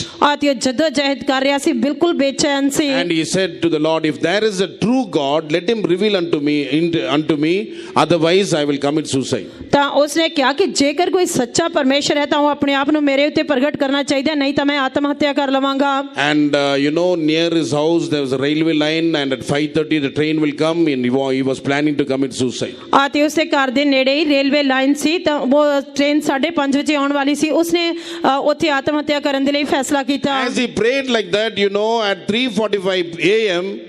the God of glory, that is Jesus Christ, revealed to him. ਅਤੇ ਜਿਉਂ ਹੀ ਉਸਨੇ ਇਸ ਤਰ੍ਹਾਂ ਪ੍ਰਾਰਥਨਾ ਕੀਤੀ 3:45 ਵਜੇ 3:45 ਤੇ ਜਲਾਲ ਦਾ ਤੇਜ ਦਾ ਪਰਮੇਸ਼ਰ ਪ੍ਰਭੂ ਯੀਸ਼ੂ ਮਸੀਹ ਉਸਦੇ ਉੱਤੇ ਪ੍ਰਗਟ ਹੋਏ Great light shone upon him. ਬਹੁਤ ਤੇਜ਼ ਰੋਸ਼ਨੀ ਉਸਦੇ ਉੱਤੇ ਪ੍ਰਗਟ ਹੋਈ And Jesus was speaking to him. ਪ੍ਰਭੂ ਯੀਸ਼ੂ ਮਸੀਹ ਉਸਦੇ ਨਾਲ ਗੱਲ ਕਰ ਰਹੇ ਸਨ I am Jesus of Nazareth. ਮੈਂ ਯੀਸ਼ੂ ਨਾਸਰੀ ਹਾਂ What you did to my people, you have done to me. ਜੋ ਤੂੰ ਮੇਰੇ ਲੋਕਾਂ ਦੇ ਨਾਲ ਕੀਤਾ ਹੈ ਉਹ ਤੂੰ ਮੇਰੇ ਨਾਲ ਕੀਤਾ ਹੈ You have persecuted me. ਤੂੰ ਮੈਨੂੰ ਸਤਾਇਆ You ਹੈ have persecuted my people. ਤੂੰ ਮੇਰੇ ਲੋਕਾਂ ਨੂੰ ਸਤਾਇਆ But ਹੈ I have a great plan concerning your life. ਪਰ ਤੇਰੇ ਜੀਵਨ ਦੇ ਸੰਬੰਧ ਵਿੱਚ ਮੇਰੀ ਮਹਾਨ ਯੋਜਨਾ ਹੈ I want you to become my apostle. ਮੈਂ ਚਾਹੁੰਦਾ ਹਾਂ ਕਿ ਤੂੰ ਮੇਰਾ ਰਸੂਲ ਬਣੇ That day when the word of God came unto him, ਜਦ ਪਰਮੇਸ਼ਰ ਦਾ ਵਚਨ ਉਸ ਦਿਨ ਉਸਦੇ ਕੋਲ ਆਇਆ he entirely surrendered his life to serve the Lord. ਤਾਂ ਉਸਨੇ ਪੂਰੀ ਤਰ੍ਹਾਂ ਪ੍ਰਭੂ ਦੀ ਸੇਵਾ ਕਰਨ ਦੇ ਲਈ ਆਪਣਾ ਜੀਵਨ ਅਰਪਣ From ਕੀਤਾ that day he started to read the word of God. ਉਸ ਦਿਨ ਤੋਂ ਉਸਨੇ ਪਰਮੇਸ਼ਰ ਦਾ ਵਚਨ ਪੜ੍ਹਨਾ ਆਰੰਭ He ਕੀਤਾ went to the church and got the deeper revelation of the word of God. ਅਤੇ ਉਹ ਚਰਚ ਦੇ ਵਿੱਚ ਜਾਣ ਲੱਗਾ ਤੇ ਪਰਮੇਸ਼ਰ ਦੇ ਵਚਨ ਦਾ ਗਹਿਰਾ ਪ੍ਰਕਾਸ਼ਨ ਪ੍ਰਾਪਤ ਕਰਨ And you ਲੱਗਾ know, at the age of 15, God gave him this vision. ਤੁਹਾਨੂੰ ਪਤਾ ਹੈ ਕਿ 15 ਸਾਲ ਦੀ ਉਮਰ ਦੇ ਵਿੱਚ ਪਰਮੇਸ਼ਰ ਨੇ ਉਸ ਨੂੰ ਇਹ ਦਰਸ਼ਨ ਦਿੱਤਾ His household members all rejected him. ਉਸ ਦੇ ਘਰ ਦੇ ਘਰਾਣੇ ਦੇ ਸਾਰੇ ਲੋਕਾਂ ਨੇ ਉਸ ਨੂੰ ਰੱਦ ਕਰ One ਦਿੱਤਾ day in the cold season, he did not have any warm clothing. They just sent him out of his house. ਅਤੇ ਇੱਕ ਦਿਨ ਸਰਦੀ ਦੇ ਮੌਸਮ ਦੇ ਵਿੱਚ ਬਿਨਾਂ ਕਿਸੇ ਗਰਮ ਕੱਪੜਿਆਂ ਤੋਂ ਉਸ ਨੂੰ ਘਰ ਤੋਂ ਬਾਹਰ ਕੱਢ ਦਿੱਤਾ ਗਿਆ Though he did not have anything, but you know, he was shivering in the cold. He had only the New Testament in his hands. ਅਤੇ ਬੇਸ਼ੱਕ ਉਸ ਦੇ ਕੋਲ ਕੁਝ ਵੀ ਨਹੀਂ ਸੀ ਉਹ ਸਰਦੀ ਦੇ ਵਿੱਚ ਕੰਬ ਰਿਹਾ ਸੀ ਉਸ ਦੇ ਹੱਥ ਵਿੱਚ ਕੇਵਲ ਇੱਕ ਨਵਾਂ ਨਿਯਮ And in his C testimony, he says, I felt as though I am spending the first day in heaven. ਅਤੇ ਉਹ ਬੜੀ ਅਣਖ ਦੇ ਨਾਲ ਕਹਿ ਰਿਹਾ ਸੀ ਕਿ ਮੈਂ ਇਸ ਤਰ੍ਹਾਂ ਮਹਿਸੂਸ ਕਰ ਰਿਹਾ ਸੀ ਕਿ ਜਿਸ ਤਰ੍ਹਾਂ ਸਵਰਗ ਦੇ ਵਿੱਚ ਇਹ ਮੇਰਾ ਪਹਿਲਾ ਦਿਨ ਹੋਵੇ He had to go through untold sufferings in his life. ਉਸ ਨੂੰ ਆਪਣੇ ਜੀਵਨ ਦੇ ਵਿੱਚ ਬੇਬਿਆਨ ਦੁੱਖਾਂ ਦੇ ਵਿੱਚੋਂ ਜਾਣਾ ਪਿਆ He received a title as an apostle of the bleeding feet. ਅਤੇ ਉਸ ਨੇ ਇੱਕ ਪਦਵੀ ਪ੍ਰਾਪਤ ਕੀਤੀ ਕਿ ਲਹੂ ਲੁਹਾਨ ਪੈਰਾਂ ਵਾਲਾ ਰਸੂਲ You know what was his vision area? ਤੁਹਾਨੂੰ ਪਤਾ ਹੈ ਕਿ ਉਸ ਦਾ ਦਰਸ਼ਨ ਦਾ ਇਲਾਕਾ ਕਿਹੜਾ ਸੀ He went to Tibet. ਉਹ ਤਿੱਬਤ ਦੇ ਵਿੱਚ He ਗਿਆ went to Nepal. ਉਹ ਨੇਪਾਲ ਦੇ ਵਿੱਚ ਗਿਆ Even in India also he served. ਅਤੇ ਇੱਥੋਂ ਤੱਕ ਕਿ ਭਾਰਤ ਦੇ ਵਿੱਚ ਵੀ ਉਸਨੇ ਸੇਵਾ ਕੀਤੀ Praise be to the name of God. ਪਰਮੇਸ਼ਰ ਦੇ ਨਾਮ ਦੀ ਮਹਿਮਾ ਹੋਏ And in the age of 35, he went to be with the Lord. ਅਤੇ 35 ਸਾਲ ਦੀ ਉਮਰ ਦੇ ਵਿੱਚ ਉਹ ਪ੍ਰਭੂ ਦੇ ਕੋਲ ਚਲਿਆ ਗਿਆ Praise be to the name of God. ਪਰਮੇਸ਼ਰ ਦੇ ਨਾਮ ਦੀ And ਤਾਰੀਫ because of the people who gave their life for the word of God, ਅਤੇ ਉਹਨਾਂ ਲੋਕਾਂ ਦੀ ਵਜ੍ਹਾ ਕਰਕੇ ਜਿਨ੍ਹਾਂ ਨੇ ਪਰਮੇਸ਼ਰ ਦੇ ਵਚਨ ਦੇ ਲਈ ਆਪਣਾ ਜੀਵਨ ਦੇ ਦਿੱਤਾ because of that we are seated in the presence of God today. ਅੱਜ ਉਹਨਾਂ ਦੀ ਵਜ੍ਹਾ ਕਰਕੇ ਅਸੀਂ ਇਸ ਜਗ੍ਹਾ ਤੇ ਬੈਠੇ ਹੋਏ ਹਾਂ Shout a powerful hallelujah. ਜ਼ੋਰ ਦੀ ਹਾਲੇਲੂਇਆ ਦਾ ਨਾਰਾ ਲਗਾਵਾਂਗੇ Hallelujah. Hallelujah. Hallelujah. That one vision was able to change his life. ਇੱਕ ਦਰਸ਼ਨ ਉਸਦੇ ਜੀਵਨ ਨੂੰ ਬਦਲ ਸਕਿਆ Same thing we can see about Abraham also.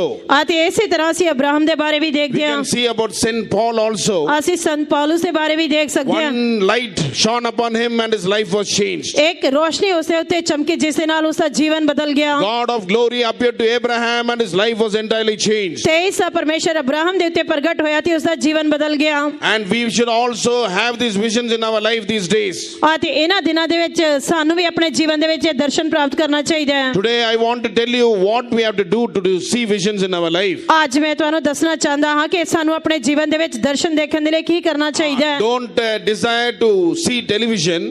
Television ਦੇ ਦੂਰਦਰਸ਼ਨ ਦੇਖਣ ਦੀ ਕੋਸ਼ਿਸ਼ ਨਾ ਕਰੋ Don't desire to see the worldly visions. ਅਤੇ ਸੰਸਾਰਿਕ ਦਰਸ਼ਨ ਦੇਖਣ ਦੀ ਖੁਆਇਸ਼ ਨਾ ਰੱਖੋ Don't go after the internet and mobile phones and the worldly things. Internet mobile phone ਅਤੇ ਸੰਸਾਰਿਕ ਗੱਲਾਂ ਦੇ ਪਿੱਛੇ ਨਾ ਜਾਓ But let us have the visions of God. ਆਓ ਅਸੀਂ ਪਰਮੇਸ਼ਰ ਦਾ ਦਰਸ਼ਨ ਪ੍ਰਾਪਤ ਕਰੀਏ That vision will change your life. ਉਹ ਦਰਸ਼ਨ ਤੁਹਾਡੇ ਜੀਵਨ ਨੂੰ ਬਦਲ ਦੇਵੇਗਾ When there is vision, then the people will never perish. ਜਿੱਥੇ ਦਰਸ਼ਨ ਹੋਏਗਾ ਉੱਥੇ ਲੋਕ ਕਦੀ ਵੀ ਨਾਸ਼ ਨਹੀਂ ਹੋਣਗੇ First of all, in the life of Abraham we see ਸਭ ਤੋਂ ਪਹਿਲਾਂ ਅਸੀਂ ਅਬਰਾਹਮ ਦੇ ਜੀਵਨ ਦੇ ਵਿੱਚ ਵੇਖਦੇ ਹਾਂ in Genesis 12 chapter verse 1.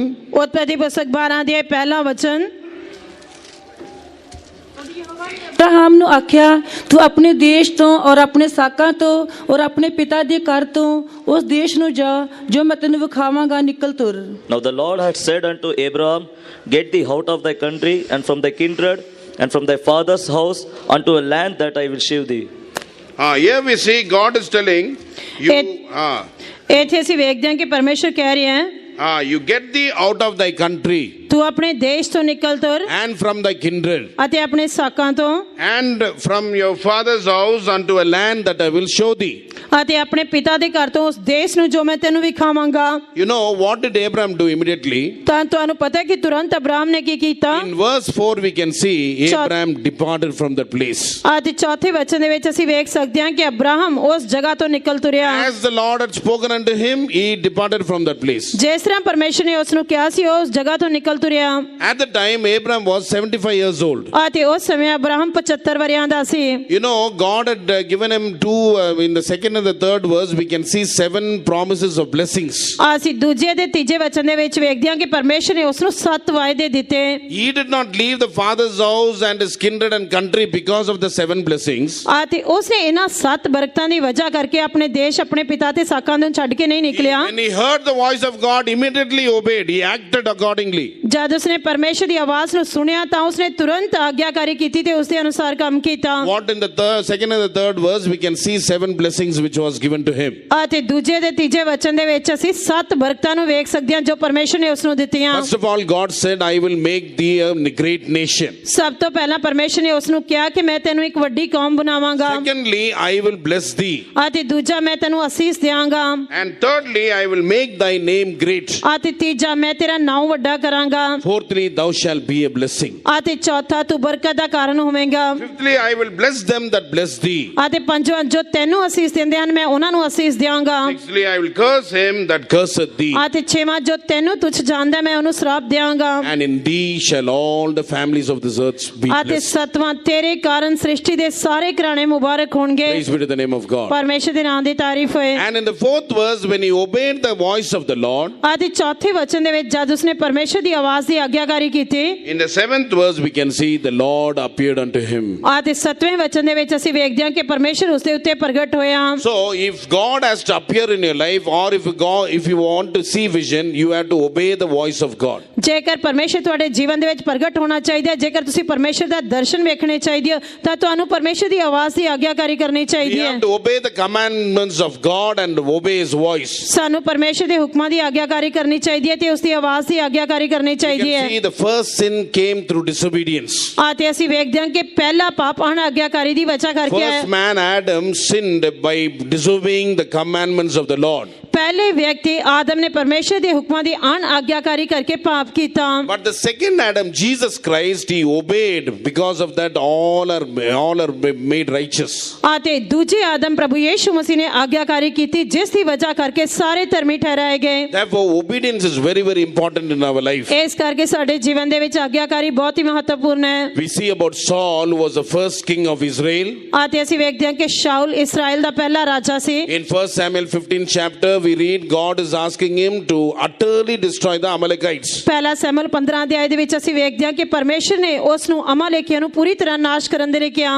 But you know, he did not utterly destroy them. ਪਰ ਉਸ ਨੇ ਉਹਨਾਂ ਨੂੰ ਪੂਰੀ ਤਰ੍ਹਾਂ ਨਾਸ਼ ਨਹੀਂ ਕੀਤਾ। He kept whatever was good, he kept unto himself. He spared the best of the flock of sheep. ਅਤੇ ਉਸਨੇ ਭੇਡਾਂ ਦੇ ਵਿੱਚੋਂ ਬਲਦਾਂ ਦੇ ਵਿੱਚੋਂ ਜੋ ਇੱਜੜ ਦੇ ਵਿੱਚੋਂ ਜੋ ਕੁਝ ਅੱਛਾ ਸੀ ਉਸਨੇ ਆਪਣੇ ਲਈ ਰੱਖ ਲਿਆ। He kept the king of Amalek, that is King Agag, alive. ਅਤੇ ਉਸਨੇ ਰਾਜੇ ਅਗਾਗ ਨੂੰ ਜੋ ਅਮਾਲੇਕੀਆਂ ਦਾ ਰਾਜਾ ਸੀ ਉਸ ਨੂੰ ਵੀ ਬਚਾ ਰੱਖਿਆ। That which was refused and that which was vilely destroyed. ਅਤੇ ਜੋ ਕੁਝ ਰੱਦ ਕੀਤਾ ਹੋਇਆ ਸੀ ਬੇਕਾਰ ਸੀ ਉਸ ਨੂੰ ਨਾਸ਼ ਕਰ ਦਿੱਤਾ। But when the counsel of the Lord came through Samuel, ਪਰ ਜਦ ਸੈਮੂਅਲ ਦੇ ਦੁਆਰਾ ਪਰਮੇਸ਼ਰ ਦੀ ਸਲਾਹ ਉਸ ਦੇ ਉੱਤੇ ਆਈ what did he say? ਉਹ ਕੀ ਉਸਨੇ He said, ਕਿਹਾ? the people spared them. I did not do that. The people spared the best of the sheep. ਤਾਂ ਉਸਨੇ ਕਿਹਾ ਕਿ ਲੋਕਾਂ ਨੇ ਅੱਛੀਆਂ ਭੇਡਾਂ ਨੂੰ ਬਚਾ ਕੇ ਰੱਖਿਆ, ਮੈਂ ਨਹੀਂ ਬਚਾ ਕੇ ਰੱਖਿਆ। He did not accept his fault. ਉਸਨੇ ਆਪਣੀ ਗਲਤੀ ਨੂੰ ਨਹੀਂ ਮੰਨਿਆ। So God wanted him to destroy the Amalekites utterly. ਪਰਮੇਸ਼ਰ ਨੇ ਉਸ ਨੂੰ ਅਮਾਲੇਕੀਆਂ ਨੂੰ ਪੂਰੀ ਤਰ੍ਹਾਂ ਨਾਸ਼ ਕਰਨ ਲਈ ਚੇਤਾਵਨੀ ਦਿੱਤੀ Because C. of his disobedience, what happened? ਅਤੇ ਉਸ ਦੀ ਅਣਆਗਿਆਕਾਰੀ ਦੀ ਵਜ੍ਹਾ ਕਰਕੇ ਕੀ He ਹੋਇਆ? was rejected from his kingdom. He was rejected from the kingship. ਅਤੇ ਉਹ ਆਪਣੇ ਰਾਜ ਤੋਂ ਰਾਜਪਦ ਤੋਂ ਰੱਦ ਕੀਤਾ ਗਿਆ। And the kingdom was given into the hands of his neighbor, that is David. ਅਤੇ ਰਾਜ ਉਸਦੇ ਗੁਆਂਢੀ ਮਤਲਬ ਦਾਊਦ ਨੂੰ ਦਿੱਤਾ ਗਿਆ। In Acts 13 chapter verse 22, ਰਸੂਲਾਂ ਦੇ ਕਰਤੱਵ 13 ਅਧਿਆਇ 22 ਵਚਨ।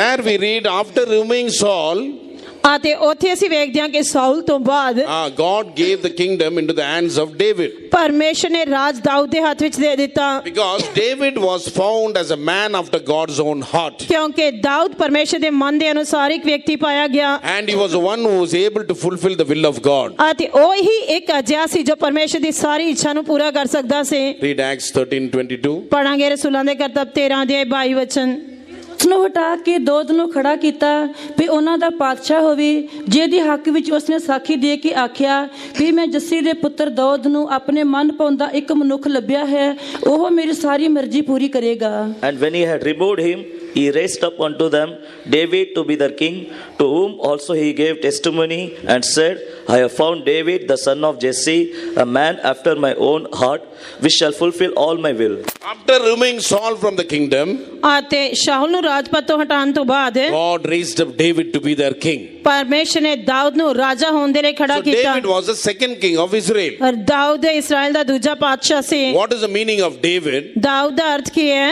David means beloved of the Lord. Dawood ਦਾ ਅਰਥ ਹੈ ਪਰਮੇਸ਼ਰ ਦਾ ਪਿਆਰਾ Secondly, God gives a testimony concerning him. I have found David, the son of Jesse, a man after mine own heart. ਅਤੇ ਦੂਜਾ ਪਰਮੇਸ਼ਰ ਨੇ ਦਾਊਦ ਦੇ ਬਾਰੇ ਗਵਾਹੀ ਦਿੱਤੀ ਪਰ ਮੈਂ ਯਸੀ ਦੇ ਪੁੱਤਰ ਦਾਊਦ ਨੂੰ ਆਪਣੇ ਮਨ ਪਾਉਂਦਾ ਇੱਕ ਮਨੁੱਖ ਲੱਭਿਆ ਹੈ Means David had the same heart as God had. ਅਤੇ ਦਾਊਦ ਦਾ ਦਿਲ ਬਿਲਕੁਲ ਪਰਮੇਸ਼ਰ ਦੇ ਦਿਲ ਵਰਗਾ ਸੀ God said, He will fulfill all my will. ਅਤੇ ਪਰਮੇਸ਼ਰ ਨੇ ਕਿਹਾ ਕਿ ਉਹ ਮੇਰੀ ਸਾਰੀ ਮਰਜ਼ੀ ਪੂਰਾ ਕਰੇਗਾ Even in our spiritual life also, ਅਤੇ ਇਸੇ ਤਰ੍ਹਾਂ ਸਾਡੇ ਆਤਮਿਕ we ਜੀਵਨ must ਵਿੱਚ ਵੀ obey the voice of God completely. ਸਾਨੂੰ ਪੂਰੀ ਤਰ੍ਹਾਂ ਪਰਮੇਸ਼ਰ ਦੀ ਆਵਾਜ਼ ਦੀ ਆਗਿਆਕਾਰੀ ਕਰਨੀ ਚਾਹੀਦੀ ਹੈ That's why God through Samuel, God is warning Saul. ਇਸੇ ਕਰਕੇ ਪਰਮੇਸ਼ਰ ਨੇ ਸੈਮੂਅਲ ਦੇ ਦੁਆਰਾ ਸ਼ਾਉਲ ਨੂੰ ਚੇਤਾਵਨੀ That ਦਿੱਤੀ for to obey is better than sacrifice. ਕਿਉਂਕਿ ਬਲੀ ਚੜਾਉਣ ਦੇ ਨਾਲੋਂ ਆਗਿਆਕਾਰੀ ਕਰਨਾ And to ਉੱਤਮ ਹੈ hearken to the word of God is better than the fat of rams. ਅਤੇ ਛਤਰਿਆਂ ਦੀ ਚਰਬੀ ਦੇ ਨਾਲੋਂ ਪਰਮੇਸ਼ਰ ਦੀ ਆਵਾਜ਼ ਦੀ ਆਗਿਆਕਾਰੀ ਕਰਨਾ ਉੱਤਮ And ਹੈ the first sin of man was disobedience. ਅਤੇ ਮਨੁੱਖ ਦਾ ਪਹਿਲਾ ਪਾਪ ਅਨਾਗਿਆਕਾਰੀ ਸੀ So we have to obey the commandments of the Lord and obey His voice and grow forward in our spiritual life. ਇਸ ਕਰਕੇ ਸਾਨੂੰ ਪਰਮੇਸ਼ਰ ਦੇ ਹੁਕਮਾਂ ਦੀ ਆਗਿਆਕਾਰੀ ਕਰਨੀ ਚਾਹੀਦੀ ਹੈ ਉਸ ਦੀ ਆਵਾਜ਼ ਦੀ ਆਗਿਆਕਾਰੀ ਕਰਦੇ ਹੋਏ ਆਪਣੇ ਆਤਮਿਕ ਜੀਵਨ ਦੇ ਵਿੱਚ ਅੱਗੇ ਵਧਣਾ ਚਾਹੀਦਾ ਹੈ Even for our healing also,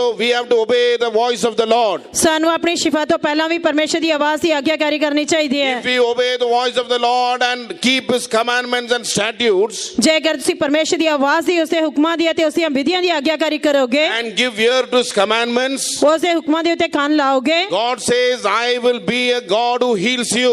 ਤਾਂ ਪਰਮੇਸ਼ਰ ਕਹਿੰਦਾ ਕਿ ਮੈਂ ਤੁਹਾਡਾ ਨਿਰੋਇਆ ਕਰਨ ਵਾਲਾ ਪਰਮੇਸ਼ਰ ਹਾਂ Exodus 15:26, if we hearken to the voice of the Lord, God will be our divine physician. ਰਸੂਲ ਕੂਚ ਦੀ ਕਿਤਾਬ 15 ਦੇ 26 ਵਚਨ ਦੇ ਅਨੁਸਾਰ ਜੇਕਰ ਅਸੀਂ ਪਰਮੇਸ਼ਰ ਦੀ ਆਵਾਜ਼ ਨੂੰ ਸੁਣਾਂਗੇ ਤਾਂ ਪਰਮੇਸ਼ਰ ਸਾਡਾ ਨਿਰੋਇਆ ਕਰਨ ਵਾਲਾ ਪਰਮੇਸ਼ਰ ਹੋਵੇਗਾ Even we read about Naaman. ਇੱਥੋਂ ਤੱਕ ਕਿ ਅਸੀਂ ਨਾਮਾਨ ਦੇ ਬਾਰੇ ਵੀ ਪੜ੍ਹਦੇ ਹਾਂ Naaman was a great man. ਨਾਮਾਨ ਇੱਕ ਮਹਾਨ ਮੰਤਰੀ ਸੀ He was chosen to bring deliverance to Syria. ਅਤੇ ਉਹ ਸੀਰੀਆ ਨੂੰ ਬਹੁਤ ਵੱਡਾ ਛੁਟਕਾਰਾ ਦੇਣ ਵਾਲਾ ਸੀ But he was a leper. ਪਰ ਉਹ ਇੱਕ ਕੋੜੀ ਸੀ But you know, there was a small maid in his house. ਅਤੇ ਤੁਹਾਨੂੰ ਪਤਾ ਹੈ ਕਿ ਉਸਦੇ ਘਰ ਦੇ ਵਿੱਚ ਇੱਕ ਪੈਦਾ ਹੋਈ ਨੌਕਰਾਨੀ ਸੀ There is a man of God. If we take our master to him, he will place his hands and he will pray for him and he will be healed. ਅਤੇ ਇਸਰਾਇਲ ਦੇ ਵਿੱਚ ਪਰਮੇਸ਼ਰ ਦਾ ਇੱਕ ਜਨ ਹੈ ਜੇਕਰ ਅਸੀਂ ਆਪਣੇ ਸਵਾਮੀ ਨੂੰ ਉੱਥੇ ਲੈ ਕੇ ਜਾਵਾਂਗੇ ਉਹ ਉਸ ਦੇ ਲਈ ਪ੍ਰਾਰਥਨਾ ਕਰੇਗਾ ਤੇ ਉਹ ਸ਼ਿਫਾ ਪ੍ਰਾਪਤ ਕਰੇਗਾ But he became very angry. He did not want to go first of all. ਪਹਿਲਾਂ ਤਾਂ ਉਹ ਕ੍ਰੋਧਿਤ ਹੋ ਗਿਆ ਉਸਨੇ ਉੱਥੇ ਜਾਣਾ ਨਹੀਂ ਚਾਹਿਆ Later on he went there and Elisha told him, you ask him to go and dip in river Jordan 7 times. ਬਾਅਦ ਦੇ ਵਿੱਚ ਉਸਨੇ ਆਗਿਆਕਾਰੀ ਕੀਤੀ ਉੱਥੇ ਗਿਆ ਤੇ ਅਲੀਸ਼ਾ ਨੇ ਉਸਨੂੰ ਯਰਦਨ ਨਦੀ ਦੇ ਵਿੱਚ 7 ਵਾਰ ਚੁੱਭੀਆਂ ਮਾਰਨ ਦੇ ਲਈ ਕਿਹਾ And even then he did not want to obey. ਅਤੇ ਫਿਰ ਵੀ ਉਹ ਆਗਿਆਕਾਰੀ ਨਹੀਂ ਕਰਨਾ ਚਾਹੁੰਦਾ But his C servants again, they are telling the gospel to him. ਅਤੇ ਫਿਰ ਦਾਸ ਜੋ ਸਨ ਉਸਨੂੰ ਖੁਸ਼ਖਬਰੀ ਸੁਣਾ ਰਹੇ ਸਨ And they said, oh, he has not asked any great thing to do. ਅਤੇ ਉਸਨੇ ਕਿਹਾ ਕਿ नहीं, he has not asked you to do any great ਉਸਨੇ thing. ਤੁਹਾਨੂੰ ਕੋਈ ਵੱਡਾ ਕੰਮ ਕਰਨ ਦੇ ਲਈ ਨਹੀਂ ਕਿਹਾ He has asked you to go and wash yourself 7 times in river Jordan. ਉਸਨੇ ਬਸ ਤੁਹਾਨੂੰ ਯਰਦਨ ਦੇ ਵਿੱਚ 7 ਵਾਰ ਚੁੱਭੀਆਂ ਮਾਰਨ ਦੇ ਲਈ ਕਿਹਾ After that he went down into river Jordan 7 times and his flesh became clean as a little child. ਉਸ ਤੋਂ ਬਾਅਦ ਉਸਨੇ ਯਰਦਨ ਨਦੀ ਵਿੱਚ ਜਾ ਕੇ 7 ਵਾਰ ਚੁੱਭੀਆਂ ਮਾਰੀਆਂ ਅਤੇ ਉਸਦੀ ਚਮੜੀ ਇੱਕ ਛੋਟੇ ਬਾਲਕ ਦੀ ਚਮੜੀ ਜਿਹੀ ਹੋ ਗਈ In 2 Kings 5th chapter verses 1 to 14 we read about that. ਦੂਜਾ ਰਾਜਾ 5ਵਾਂ ਅਧਿਆਇ 1 ਤੋਂ ਤੋਂ ਲੈ ਕੇ 14 ਵਚਨ ਦੇ ਵਿੱਚ ਅਸੀਂ ਇਸ ਦੇ ਬਾਰੇ ਪੜ੍ਹਦੇ ਹਾਂ। When we obey perfectly, 7 speaks of perfection. ਅਤੇ ਜਦ ਅਸੀਂ ਪੂਰਨ ਆਗਿਆਕਾਰੀ ਕਰਾਂਗੇ ਤਾਂ ਸਿੱਧਤਾ ਦੇ ਲਈ 7 ਪ੍ਰਕਾਰ ਦੀ ਆਗਿਆਕਾਰੀ 7 speaks of perfection. 7 ਸਿੱਧਤਾ ਨੂੰ ਦਰਸਾਉਂਦਾ ਹੈ। 7 times he had to dip himself in river Jordan. ਅਤੇ ਉਸਨੇ 7 ਵਾਰ ਯਰਦਨ ਨਦੀ ਵਿੱਚ ਚੁੱਭੀਆਂ ਮਾਰਨੀਆਂ ਸਨ। And his flesh became like a flesh of a little child. ਅਤੇ ਉਸਦੀ ਚਮੜੀ ਇੱਕ ਛੋਟੇ ਬਾਲਕ ਦੀ ਚਮੜੀ ਜਿਹੀ ਹੋ ਗਈ। How important it is to obey the voice of God. ਇਸ ਕਰਕੇ ਪਰਮੇਸ਼ਰ ਦੀ ਆਵਾਜ਼ ਦੀ ਆਗਿਆਕਾਰੀ ਕਰਨਾ ਕਿੰਨਾ ਮਹੱਤਵਪੂਰਨ ਹੈ।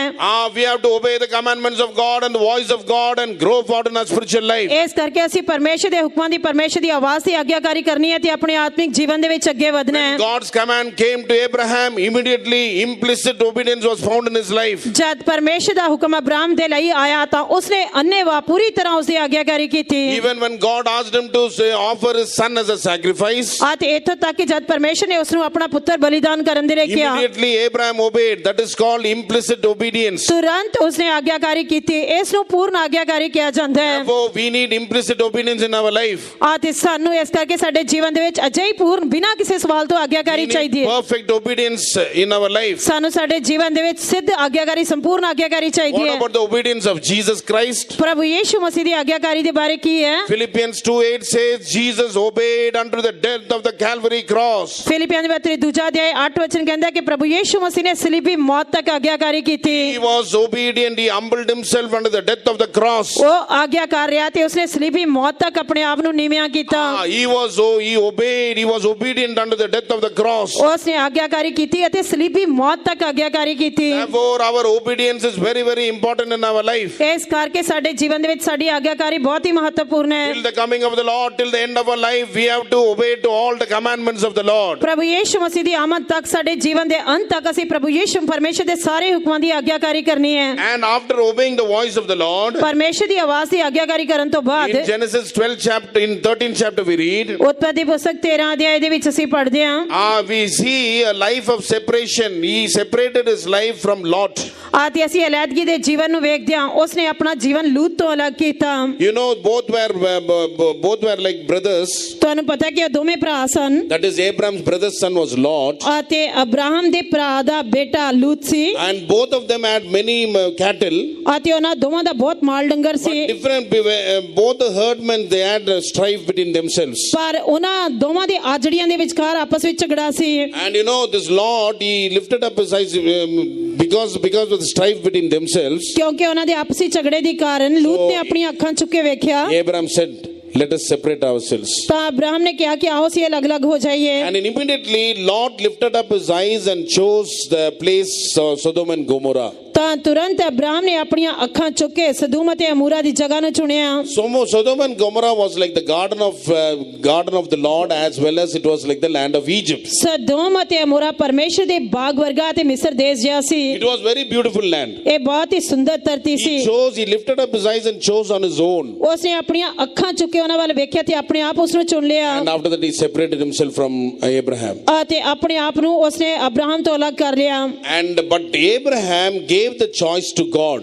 ਪਰ ਅਬਰਾਹਮ ਨੇ ਇਸ ਚੋਣ ਕਰਨ ਦੇ ਲਈ ਪਰਮੇਸ਼ਰ ਨੂੰ ਮੌਕਾ ਦਿੱਤਾ। So this speaks about the life of separation. ਇਹ ਅਲੈਦਗੀ ਦੇ ਜੀਵਨ ਨੂੰ ਦਰਸਾਉਂਦਾ ਹੈ। So in our life there's a carnal man also working in our life. Old man also is working in our life. ਇਸੇ ਤਰ੍ਹਾਂ ਸਾਡੇ ਜੀਵਨ ਦੇ ਵਿੱਚ ਸਰੀਰਿਕ ਮਨੁੱਖਤਾ ਅਤੇ ਆਤਮਿਕ ਮਨੁੱਖਤਾ ਦੋਵੇਂ ਕੰਮ ਕਰਦੇ ਹਨ। We can take Abraham as a spiritual man. ਜੇਕਰ ਅਸੀਂ ਅਬਰਾਹਮ ਨੂੰ ਇੱਕ ਆਤਮਿਕ ਮਨੁੱਖ ਦੇ ਰੂਪ ਵਿੱਚ ਲਈਏ Take Lot as a carnal man. ਅਤੇ ਲੂਤ ਨੂੰ ਇੱਕ ਸਰੀਰਿਕ ਮਨੁੱਖ ਦੇ ਰੂਪ ਵਿੱਚ ਲਈਏ। Our spiritual life also, ਸਾਡੇ ਆਤਮਿਕ ਜੀਵਨ ਦੇ ਵਿੱਚ in order to grow forward in our spiritual life, we need a life of separation. ਸਾਡੇ ਆਤਮਿਕ ਜੀਵਨ ਦੇ ਵਿੱਚ ਅੱਗੇ ਵਧਣ ਦੇ ਲਈ ਸਾਨੂੰ ਅਲੈਦਗੀ ਦਾ ਜੀਵਨ ਅਪਣਾਉਣਾ ਚਾਹੀਦਾ ਹੈ। Not only hearing the voice of God and obeying the commandments of the Lord, ਕੇਵਲ ਪਰਮੇਸ਼ਰ ਦੀ ਆਵਾਜ਼ ਨੂੰ ਸੁਣਨਾ ਤੇ ਉਸਦੇ ਹੁਕਮਾਂ ਦੀ ਆਗਿਆ ਕਰਨਾ ਹੀ ਨਹੀਂ ਹੈ। we must have a life of separation also. ਸਾਡਾ ਅਲੈਦਗੀ ਦਾ ਜੀਵਨ ਵੀ ਹੋਣਾ ਚਾਹੀਦਾ ਹੈ।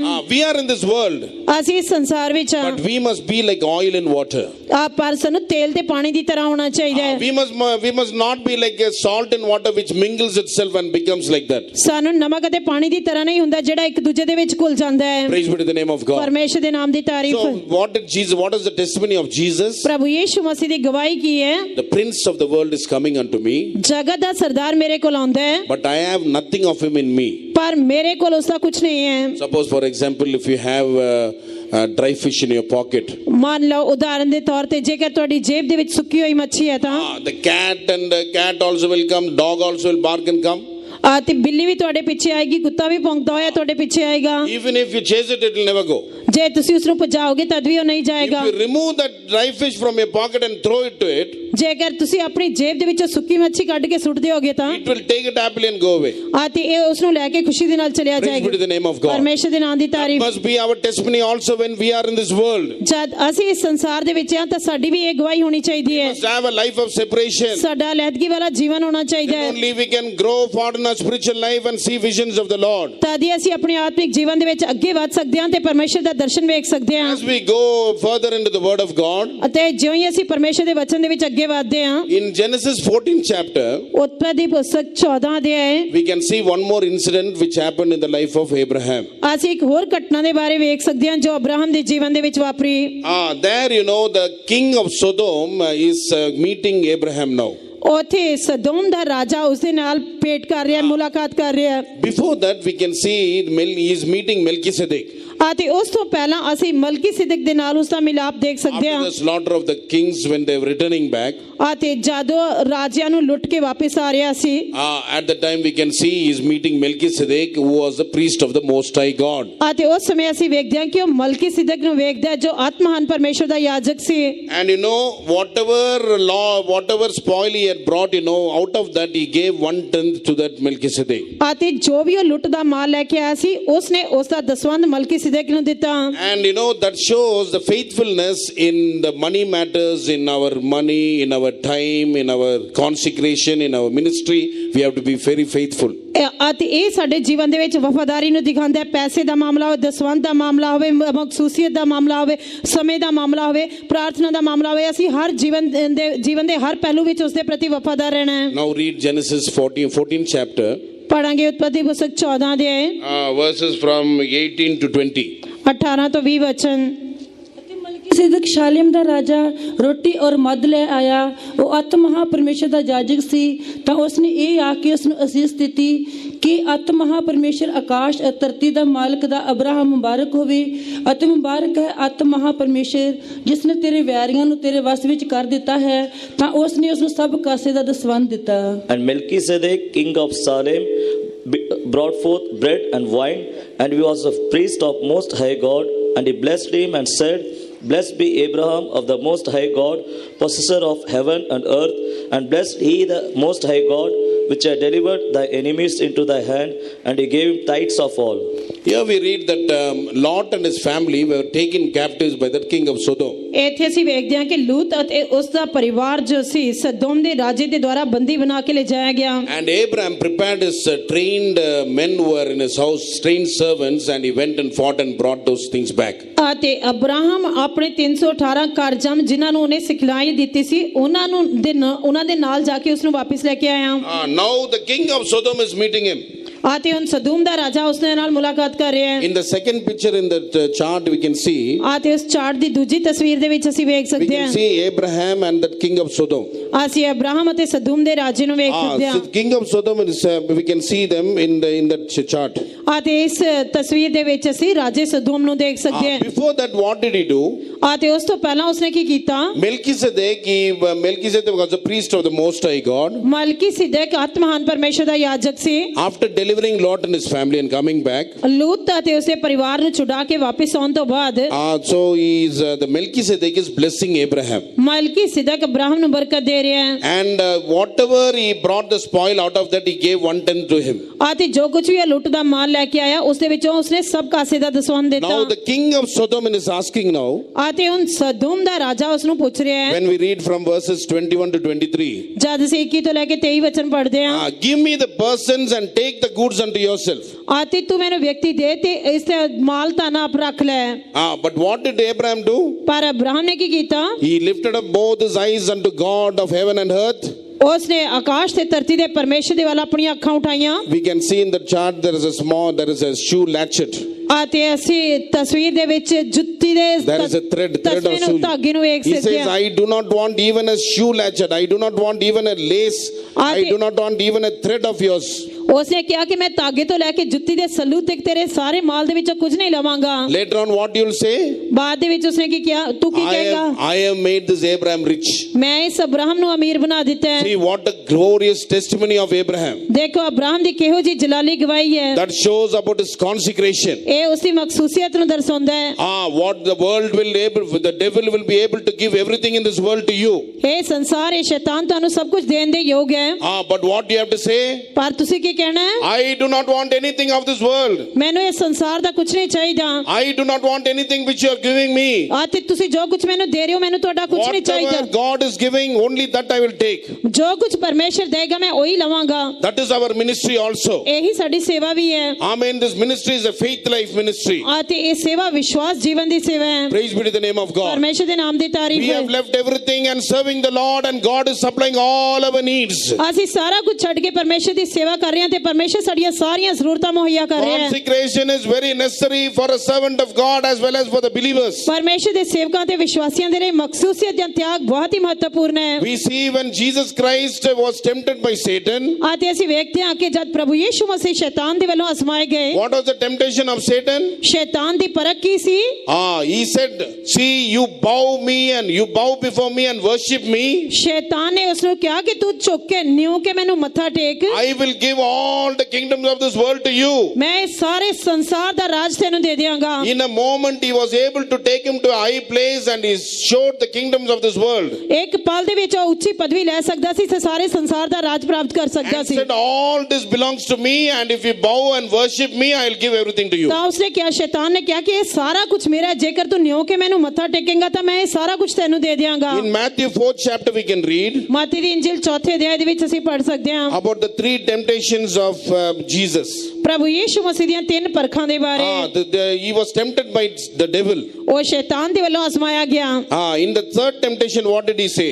ਅਤੇ ਤੀਜੀ ਅਜ਼ਮਾਇਸ਼ ਦੇ ਵਿੱਚ ਉਸਨੇ ਕੀ ਕਿਹਾ? When we read from verses 8 to 10, we can read. ਜਦ ਅਸੀਂ 8 ਤੋਂ ਲੈ ਕੇ 10 ਵਚਨ ਦੇ ਵਿੱਚ The ਪੜ੍ਹਦੇ ਹਾਂ, devil taketh him into an exceeding high mountain ਸ਼ੈਤਾਨ ਉਸ ਨੂੰ ਉੱਚੇ ਪਹਾੜ ਦੇ ਉੱਤੇ ਲੈ ਕੇ ਗਿਆ and showeth him all the kingdoms of the world and the glory of them. ਜਗਤ ਦੀਆਂ ਸਾਰੀਆਂ ਪਾਤਸ਼ਾਹੀਆਂ ਤੇ ਉਹਨਾਂ ਦਾ ਜਲਾਉ ਉਹਨੂੰ ਵਿਖਾਇਆ। And said unto him, all these things will I give thee if thou wilt fall down and worship me. ਅਤੇ ਉਹਨੂੰ ਕਿਹਾ, ਜੇ ਤੂੰ ਨਿਉ ਕੇ ਮੈਨੂੰ ਮੱਥਾ ਟੇਕੇ ਤਾਂ ਇਹ ਸਭ ਕੁਝ ਮੈਂ ਤੈਨੂੰ ਦੇ ਦਿਆਂਗਾ। What was the reply of Jesus? ਪ੍ਰਭੂ ਯੀਸ਼ੂ ਮਸੀਹ ਦਾ ਉੱਤਰ ਕੀ ਸੀ? Get thee hence, Satan. ਹੇ ਸ਼ੈਤਾਨ ਚਲਿਆ ਜਾ। For it is written, thou shalt worship the Lord thy God, and him only shalt thou serve. ਕਿਉਂ ਜੋ ਲਿਖਿਆ ਹੈ ਭਈ ਤੂੰ ਪ੍ਰਭੂ ਆਪਣੇ ਪਰਮੇਸ਼ਰ ਨੂੰ ਮੱਥਾ ਟੇਕ ਅਤੇ ਉਸੇ ਇਕੱਲੇ ਦੀ ਉਪਾਸਨਾ ਕਰ। Verse 11 says, then the devil leaveth him, and behold, angels came and ministered unto him. ਅਤੇ 7 ਵਚਨ ਕਹਿੰਦਾ ਕਿ ਸ਼ੈਤਾਨ ਉਸ ਨੂੰ ਛੱਡ ਕੇ ਚਲਿਆ ਗਿਆ ਤੇ ਪਰਮੇਸ਼ਰ ਦੇ ਸੁਰਗਦੂਤ ਆ ਕੇ ਉਸ ਦੀ ਸੇਵਾ ਟਹਿਲ ਕਰਨ ਲੱਗੇ। If we also lead a consecrated life, God will bless us, the angels will come and minister to us. ਇਸ ਕਰਕੇ ਸਾਨੂੰ ਵੀ ਮਖਸੂਸੀਅਤ ਵਾਲਾ ਜੀਵਨ ਚਾਹੀਦਾ। ਪਰਮੇਸ਼ਰ ਸਾਨੂੰ ਬਰਕਤ ਦੇਵੇਗਾ ਤੇ ਸਵਰਗਦੂਤ ਆ ਕੇ ਸਾਡੀ ਸੇਵਾ ਟਹਿਲ ਕਰਨਗੇ। Our testimony and our life must be as a life of Jesus. ਸਾਡੀ ਗਵਾਹੀ ਅਤੇ ਸਾਡਾ ਜੀਵਨ ਪ੍ਰਭੂ ਯੀਸ਼ੂ ਮਸੀਹ ਦੇ ਸਮਾਨ ਹੋਣਾ Though ਚਾਹੀਦਾ। Abraham was an Old Testament saint of God, but we can learn about his consecrated life. ਬੇਸ਼ੱਕ ਅਬਰਾਹਮ ਪੁਰਾਣੇ ਨਿਯਮ ਦਾ ਪਰਮੇਸ਼ਰ ਦਾ ਸੰਤ ਸੀ, ਪਰ ਅਸੀਂ ਉਸਦੇ ਜੀਵਨ ਤੋਂ ਮਖਸੂਸੀਅਤ ਦੇ ਬਾਰੇ ਸਿੱਖ ਸਕਦੇ ਹਾਂ। Even in Psalms 45 verse 10 and 11 we read. ਇੱਥੋਂ ਤੱਕ ਕਿ ਜ਼ਬੂਰ 45 ਦੇ 10 ਤੇ 11 ਵਚਨ ਦੇ ਵਿੱਚ ਅਸੀਂ ਪੜ੍ਹਦੇ ਹਾਂ। Though it is clearly mentioned about the servants of God. ਬੇਸ਼ੱਕ ਇਹ ਪੂਰੀ ਤਰ੍ਹਾਂ ਪਰਮੇਸ਼ਰ ਦੇ ਸੇਵਕਾਂ ਦੇ ਬਾਰੇ ਕਿਹਾ But ਗਿਆ ਹੈ। even the believers also must lead a life of consecration. ਇੱਥੋਂ ਤੱਕ ਕਿ ਵਿਸ਼ਵਾਸੀਆਂ ਨੂੰ ਵੀ ਇੱਕ ਤਿਆਗ ਵਾਲਾ ਜੀਵਨ ਬਤੀਤ ਕਰਨਾ ਚਾਹੀਦਾ ਹੈ। 45 verse 10 and 11 we read. ਜ਼ਬੂਰ 45 ਦੇ 10 ਤੇ 11 ਵਚਨ ਦੇ ਵਿੱਚ ਅਸੀਂ ਪੜ੍ਹਦੇ ਹਾਂ। ਤੇ ਸੁਣ ਅਤੇ ਵੇਖ ਅਤੇ ਆਪਣਾ ਕੰਨ ਲਾ, ਆਪਣੇ ਲੋਕਾਂ ਅਤੇ ਆਪਣੇ ਪਿਤਾ ਦੇ ਘਰ ਨੂੰ ਭੁੱਲ ਜਾਈ, ਤਾਂ ਪਾਤਸ਼ਾਹ ਨੂੰ ਤੇਰੇ ਸਹੁਕਮ ਤੋਂ ਚੇਟਕ ਲੱਗੇਗੀ, ਕਿਉਂ ਜੋ ਉਹ ਤੇਰਾ ਸਵਾਮੀ ਹੈ ਸੋ ਉਸ ਨੂੰ ਮੱਥਾ ਟੇਕ। Hearken, O daughter, and consider, and incline thy ear. Forget also thy own people, thy father's house. So shall the king greatly decide thy beauty, and he is thy Lord, and worship thou him. There is a beauty in consecration. ਮਖਸੂਸੀਅਤ ਦੇ ਵਿੱਚ ਇੱਕ ਸੁੰਦਰਤਾ ਹੈ। Hearken, O daughter, and consider and incline thine ear. ਅਸੀਂ ਇਹ ਸੁਣ ਅਤੇ ਵੇਖ ਅਤੇ ਆਪਣਾ ਕੰਨ ਲਾ, Forget also thy now own people ਆਪਣੇ ਲੋਕਾਂ ਨੂੰ ਭੁੱਲ ਜਾਏ and thy father's house. ਅਤੇ ਆਪਣੇ ਪਿਤਾ ਦੇ ਘਰ ਨੂੰ। So shall the king greatly desire thy beauty. ਤਾਂ ਪਾਤਸ਼ਾਹ ਨੂੰ ਤੇਰੇ ਸੁਹੱਪਣ ਤੋਂ ਚੇਟਕ ਲੱਗੇਗੀ, He is thy Lord and worship him. ਕਿਉਂ ਜੋ ਉਹ ਤੇਰਾ ਸੁਆਮੀ ਹੈ ਸੋ ਉਹਨੂੰ ਮੱਥਾ ਟੇਕ। When we lead a consecrated life, we can worship our God. ਜਦ ਅਸੀਂ ਮਖਸੂਸੀਅਤ ਵਾਲਾ ਜੀਵਨ ਬਤੀਤ ਕਰਦੇ ਹਾਂ ਤਾਂ ਅਸੀਂ ਆਪਣੇ ਪਰਮੇਸ਼ਰ ਨੂੰ ਮੱਥਾ ਟੇਕ We ਸਕਦੇ ਹਾਂ, can grow forward in our spiritual life. ਅਸੀਂ ਆਪਣੇ ਆਤਮਿਕ ਜੀਵਨ ਵਿੱਚ ਅੱਗੇ ਵਧ ਸਕਦੇ ਹਾਂ। After this consecration, God appeared to Abraham, we read in the next chapter. ਅਗਲੇ ਅਧਿਆਇ ਦੇ ਵਿੱਚ ਅਸੀਂ ਪੜ੍ਹਦੇ ਹਾਂ ਕਿ ਇਸ ਮਖਸੂਸੀਅਤ ਤੋਂ ਬਾਅਦ ਪਰਮੇਸ਼ਰ ਅਬਰਾਹਮ ਦੇ ਉੱਤੇ ਪ੍ਰਗਟ ਹੋਇਆ। Genesis 15 chapter verse 1. ਉਤਪਤੀ ਪੁਸਤਕ 15 ਅਧਿਆਇ ਪਹਿਲਾ ਵਚਨ। ਇਹਨਾਂ ਗੱਲਾਂ ਦੇ ਮਗਰੋਂ ਯਹੋਵਾ ਦਾ ਬਚਨ ਅਬਰਾਹਮ ਕੋਲ ਦਰਸ਼ਨ ਵਿੱਚ ਆਇਆ ਕਿ ਨਾ ਡਰ ਅਬਰਾਹਮ, ਮੈਂ ਤੇਰੇ ਲਈ ਢਾਲ ਹਾਂ ਅਤੇ ਤੇਰਾ ਅਤ ਵੱਡਾ ਅਜ਼ਰ ਹਾਂ। After these things, the word of the Lord came unto Abraham in a vision, saying, Fear not, Abraham, I am thy shield and thy exceeding great reward. Here we read God is appearing. The word of God came unto him in a vision. ਇੱਥੇ ਅਸੀਂ ਵੇਖਦੇ ਹਾਂ ਕਿ ਪਰਮੇਸ਼ਰ ਦਾ ਵਚਨ ਦਰਸ਼ਨ ਦੇ ਵਿੱਚ ਉਸਦੇ ਕੋਲ ਆਇਆ। Fear not, Abraham, I am thy shield hey Abraham ਨਾ ਡਰ, ਮੈਂ ਤੇਰੀ ਲਈ ਢਾਲ ਹਾਂ and thy exceeding great reward. ਅਤੇ ਤੇਰਾ ਅਤ ਵੱਡਾ ਅਜ਼ਰ ਹਾਂ। So therefore, our consecration is very, very important in our ਇਸ life. ਕਰਕੇ ਸਾਡੀ ਮਖਸੂਸੀਅਤ ਬਹੁਤ ਹੀ ਮਹੱਤਵਪੂਰਨ ਹੈ। We must love only the Lord more than anything else in this world. ਇਸ ਕਰਕੇ ਸਾਨੂੰ ਇਸ ਸੰਸਾਰ ਦੀ ਹਰੇਕ ਚੀਜ਼ ਤੋਂ ਵੱਧ ਕੇ ਪ੍ਰਭੂ ਨੂੰ ਪਿਆਰ ਕਰਨਾ ਚਾਹੀਦਾ What ਹੈ। we can see about Samson in his life, ਪਰ ਅਸੀਂ ਸਮਸੋਨ ਦੇ ਜੀਵਨ ਵਿੱਚ ਵੇਖ ਸਕਦੇ ਹਾਂ he started his life with grace, but he ended his life with disgrace. ਉਸਨੇ ਕਿਰਪਾ ਦੇ ਨਾਲ ਆਪਣਾ ਜੀਵਨ ਆਰੰਭ ਕੀਤਾ ਪਰ ਕਿਰਪਾ ਤੋਂ ਰਹਿਤ ਆਪਣੇ ਜੀਵਨ ਨੂੰ ਸਮਾਪਤ ਕੀਤਾ। He was consecrated with the vow of a Nazarite. ਅਤੇ ਉਹ ਨਜ਼ੀਰ ਦੀ ਮਖਸੂਸੀਅਤ ਦੇ ਨਾਲ ਸੁੱਕੀ ਗਈ ਸੀ। You all know the story how he broke his consecration. ਪਰ ਤੁਸੀਂ ਸਾਰੇ ਕਹਾਣੀ ਜਾਣਦੇ ਹੋ ਕਿ ਉਸਨੇ ਕਿਸ ਤਰ੍ਹਾਂ ਆਪਣੀ ਮਖਸੂਸੀਅਤ ਨੂੰ ਤੋੜ ਦਿੱਤਾ। When he revealed that strength, we have revealed the strength to Delilah. ਜਦ ਉਸਨੇ ਦਲੀਲਾ ਦੇ ਸਾਹਮਣੇ ਆਪਣੀ ਸ਼ਕਤੀ ਆਪਣੇ ਬਲ ਨੂੰ ਪ੍ਰਗਟ ਕੀਤਾ, What happened? ਕੀ ਹੋਇਆ? He lost his vision. ਉਹ ਆਪਣੇ ਦਰਸ਼ਨ ਨੂੰ ਖੋ ਬੈਠਾ। His eyes were bored out. ਉਸ ਦੀਆਂ ਅੱਖਾਂ ਨਿਕਲ ਗਈਆਂ। It was bored out. It is written that it was bored out. ਇਸ ਤਰ੍ਹਾਂ ਲਿਖਿਆ ਹੈ ਕਿ ਉਸ ਦੀਆਂ ਅੱਖਾਂ ਫੋੜ ਦਿੱਤੀਆਂ ਗਈਆਂ। In Judges 16 chapter verse 21. ਉਤਪਤੀ ਨਿਆਂਇਆਂ ਦੀ ਕਿਤਾਬ 16 ਅਧਿਆਇ 21 ਵਚਨ। After breaking his consecration, ਆਪਣੀ ਮਖਸੂਸੀਅਤ ਨੂੰ ਤੋੜਨ ਤੋਂ ਬਾਅਦ the Philistines got hold of him. ਅਤੇ ਫਿਲਿਸਤੀਆਂ ਨੇ ਉਸ ਨੂੰ ਪਕੜ ਲਿਆ। They shaved off his hair. ਉਸ ਦੇ ਸਿਰ ਦਾ ਉਸਤਰਾ ਫੇਰ ਦਿੱਤਾ। And after that, they removed his eyes. They bored out his eyes.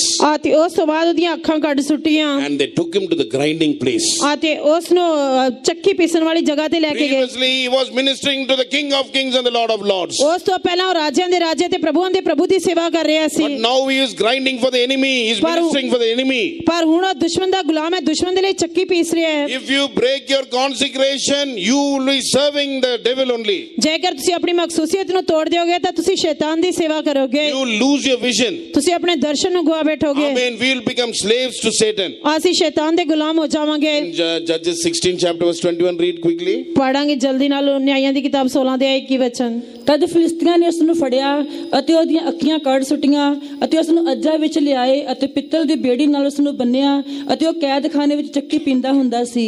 But the Philistines took him and put out his eyes and brought him down to Gaza and bound him with fetters of brass and did grind in the prison house. Now he was grinding for the prison house. ਅਤੇ ਉਹਨੂੰ ਕੈਦਖਾਨੇ ਵਿੱਚ ਚੱਕੀ ਪੀਂਦਾ ਹੈ। First thing, what did they do?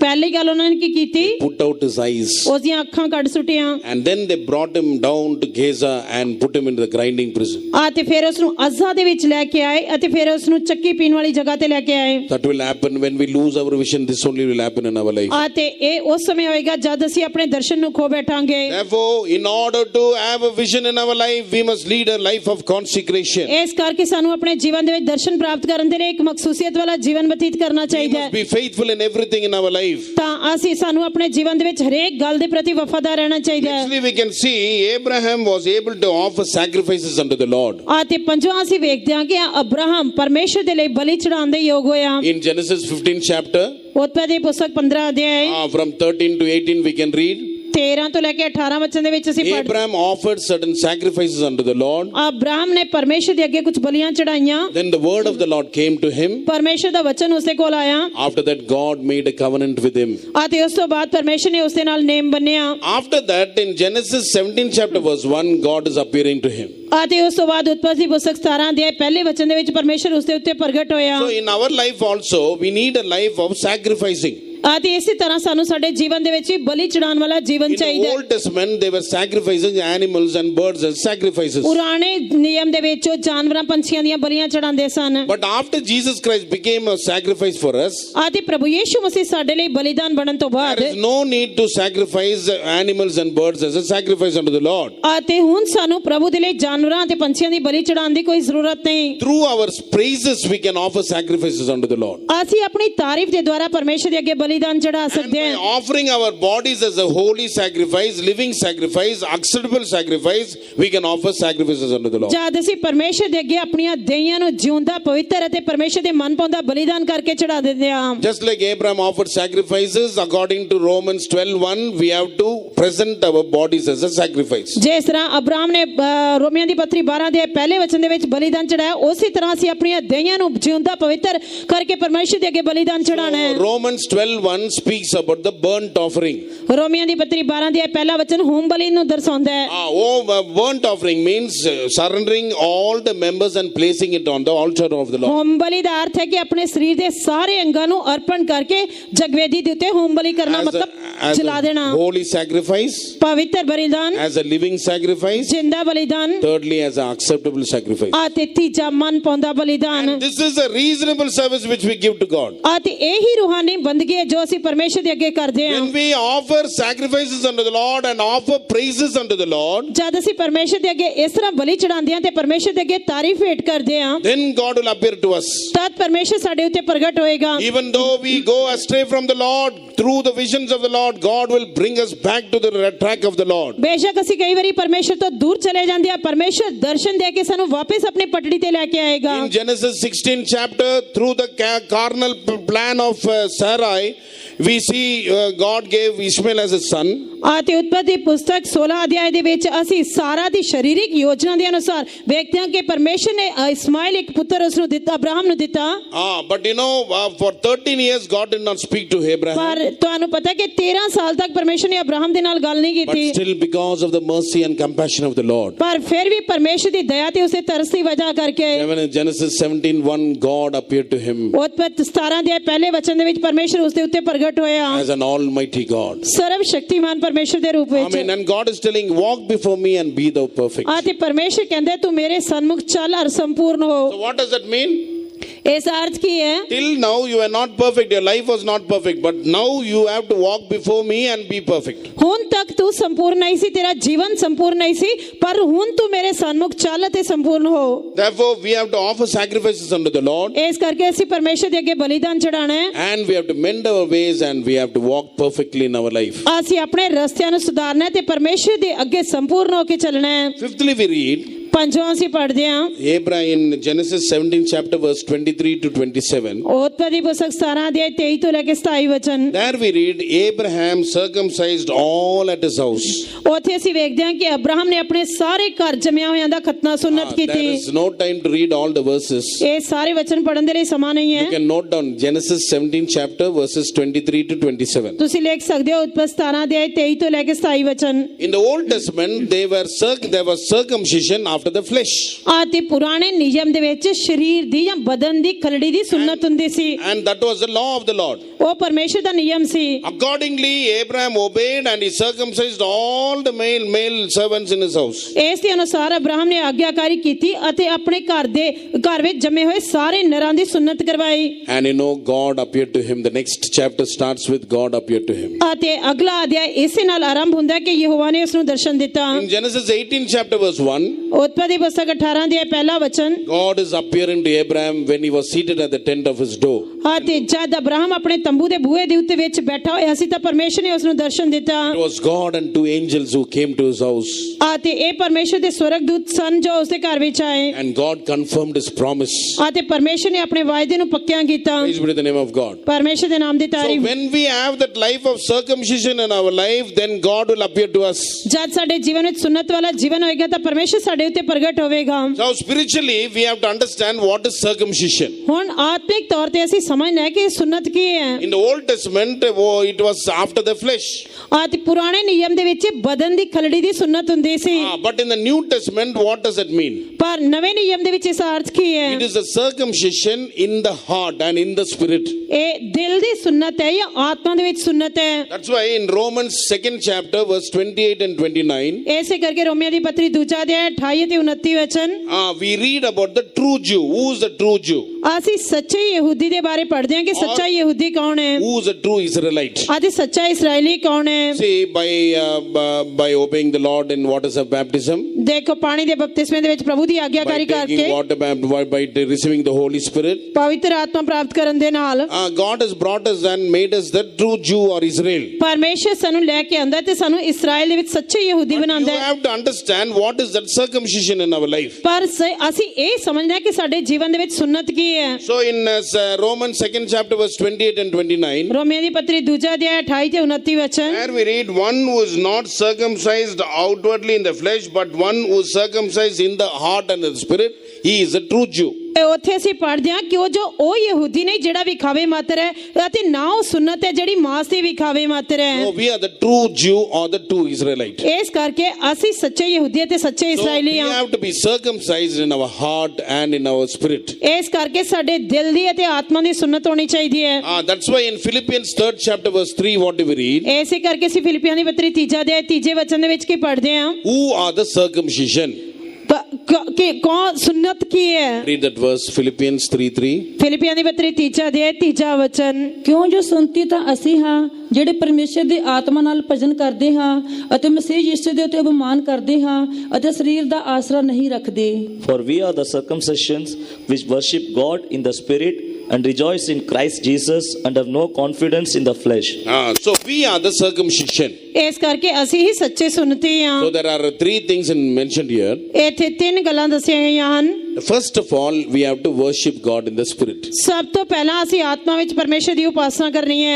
We are not worshipping after the flesh, but we are the worshippers of God who are worshipping God in the spirit. ਅਸੀਂ ਸਰੀਰ ਦੇ ਅਨੁਸਾਰ ਪਰਮੇਸ਼ਰ ਦੀ ਉਪਾਸਨਾ ਨਹੀਂ ਕਰਦੇ, ਅਸੀਂ ਆਤਮਾ ਦੇ ਅਨੁਸਾਰ ਪਰਮੇਸ਼ਰ ਦੀ ਉਪਾਸਨਾ ਕਰਨ ਵਾਲੇ ਹਾਂ। And God seeketh the true worshippers who worship God in spirit and in truth. ਪਰਮੇਸ਼ਰ ਅਜਿਹੇ ਸੱਚੇ ਉਪਾਸਕਾਂ ਨੂੰ ਚਾਹੁੰਦਾ ਹੈ ਜਿਹੜੇ ਰੂਹ ਅਤੇ ਸੱਚਾਈ ਨਾਲ ਪਰਮੇਸ਼ਰ ਦੀ ਉਪਾਸਨਾ ਕਰਦੇ ਹਨ। So we are all gathered here to worship God in the spirit. ਇਸ ਕਰਕੇ ਅਸੀਂ ਸਾਰੇ ਇੱਥੇ ਆਤਮਾ ਵਿੱਚ ਉਸ ਦੀ ਉਪਾਸਨਾ ਕਰਨ ਦੇ ਲਈ First ਇਕੱਠੇ of ਹੋਏ ਹਾਂ। all, you have to receive the Holy Spirit and worship God in the spirit. ਸਭ ਤੋਂ ਪਹਿਲਾਂ ਅਸੀਂ ਪਵਿੱਤਰ ਆਤਮਾ ਪ੍ਰਾਪਤ ਕਰਨਾ ਹੈ ਤੇ ਆਤਮਾ ਵਿੱਚ ਪਰਮੇਸ਼ਰ ਦੀ ਉਪਾਸਨਾ ਕਰਨੀ ਹੈ। Secondly, circumcision means, we have to rejoice in the Lord. ਅਤੇ ਦੂਜਾ ਸੁਨਤ ਦਾ ਅਰਥ ਹੈ ਕਿ ਅਸੀਂ ਪ੍ਰਭੂ ਦੇ ਵਿੱਚ ਮਗਨ ਰਹਿਣਾ ਹੈ। In Philippians 4:4 also, ਫਿਲਿੱਪੀਆਂ ਦੀ ਪੱਤਰੀ ਚੌਥਾ ਅਧਿਆਇ ਚੌਥੇ ਵਚਨ ਦੇ ਵਿੱਚ St. Paul, when he was in Philippi jail, is writing and saying, rejoice in the Lord always, and I say again, rejoice. ਸੰਤ ਪੌਲਸ ਜਦ ਫਿਲਿਪਸ ਦੀ ਜੇਲ੍ਹ ਦੇ ਵਿੱਚ ਸਨ ਤਾਂ ਉਸਨੇ ਉਹ ਕਹਿੰਦਾ ਕਿ ਪ੍ਰਭੂ ਵਿੱਚ ਸਦਾ ਆਨੰਦ ਕਰੋ। ਮੈਂ ਫਿਰ ਕਹਿੰਦਾ ਹਾਂ ਕਿ ਆਨੰਦ ਕਰੋ।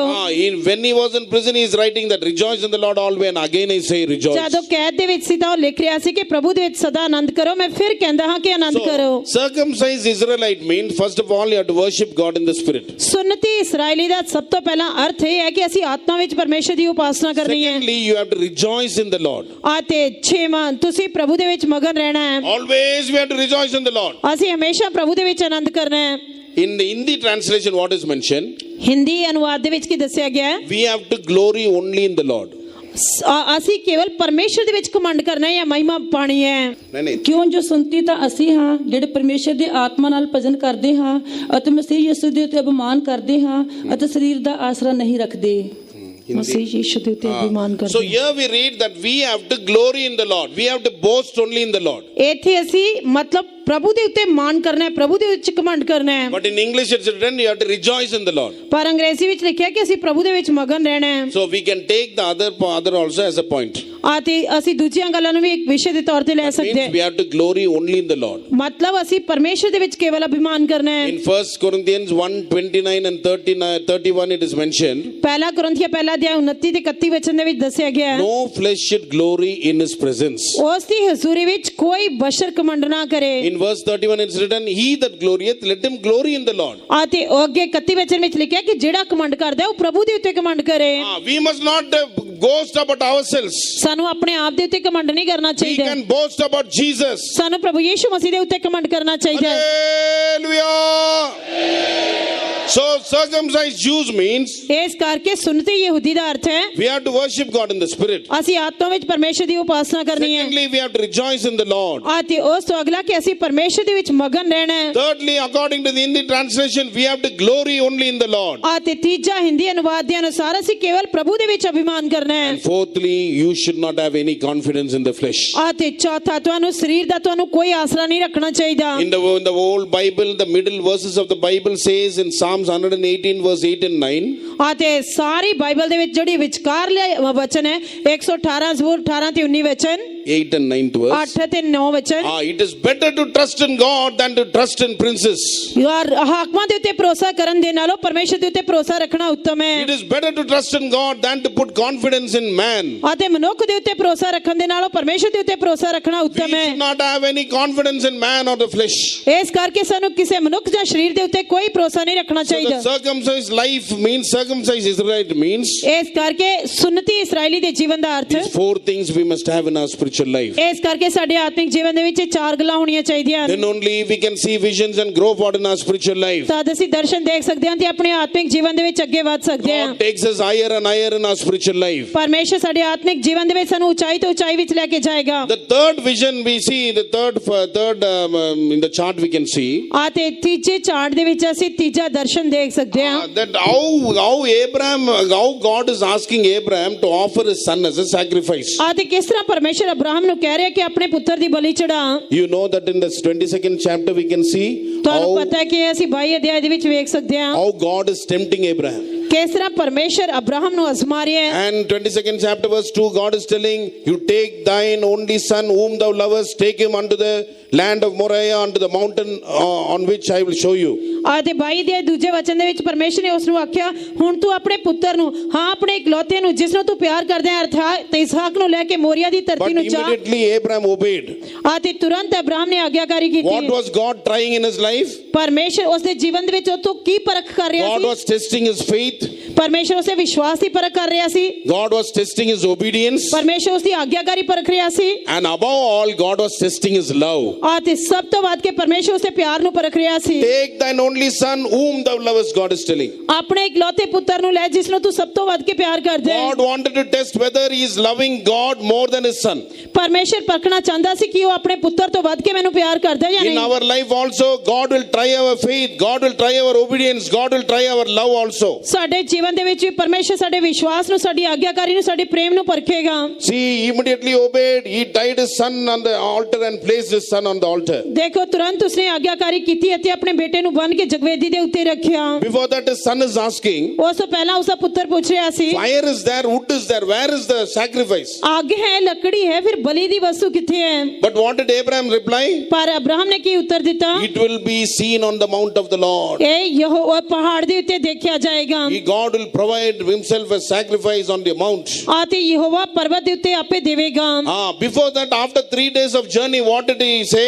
ਅਤੇ ਉਸ ਤੋਂ ਪਹਿਲਾਂ 3 ਦਿਨ ਦੀ ਯਾਤਰਾ ਦੇ ਵਿੱਚ ਉਸਨੇ ਕੀ ਕਿਹਾ? He told to the young men, ਉਸਨੇ ਜਵਾਨ ਲੜਕਿਆਂ ਨੂੰ ਕਿਹਾ ਜਵਾਨ ਨੌਕਰਾਂ ਨੂੰ ਕਿਹਾ you be here, I and my son will go yonder and we'll worship and come back unto you. ਤੁਸੀਂ ਇੱਥੇ ਰਹੋ ਮੈਂ ਤੇ ਮੇਰਾ ਬੇਟਾ ਕੁਝ ਦੂਰੀ ਤੇ ਜਾਵਾਂਗੇ ਤੇ ਅਸੀਂ ਪਰਮੇਸ਼ਰ ਦੀ ਉਪਾਸਨਾ ਕਰਕੇ ਵਾਪਸ ਆਵਾਂਗੇ। If father and son are going to offer, if son is offered as a sacrifice, only father has to come back alone. ਅਤੇ ਜੇਕਰ ਪਿਤਾ ਪੁੱਤਰ ਦੀ ਬਲੀ ਚੜਾਉਣ ਜਾ ਰਿਹਾ ਹੈ ਤਾਂ ਵਾਪਸ ਕੇਵਲ ਪਿਤਾ ਆਏਗਾ।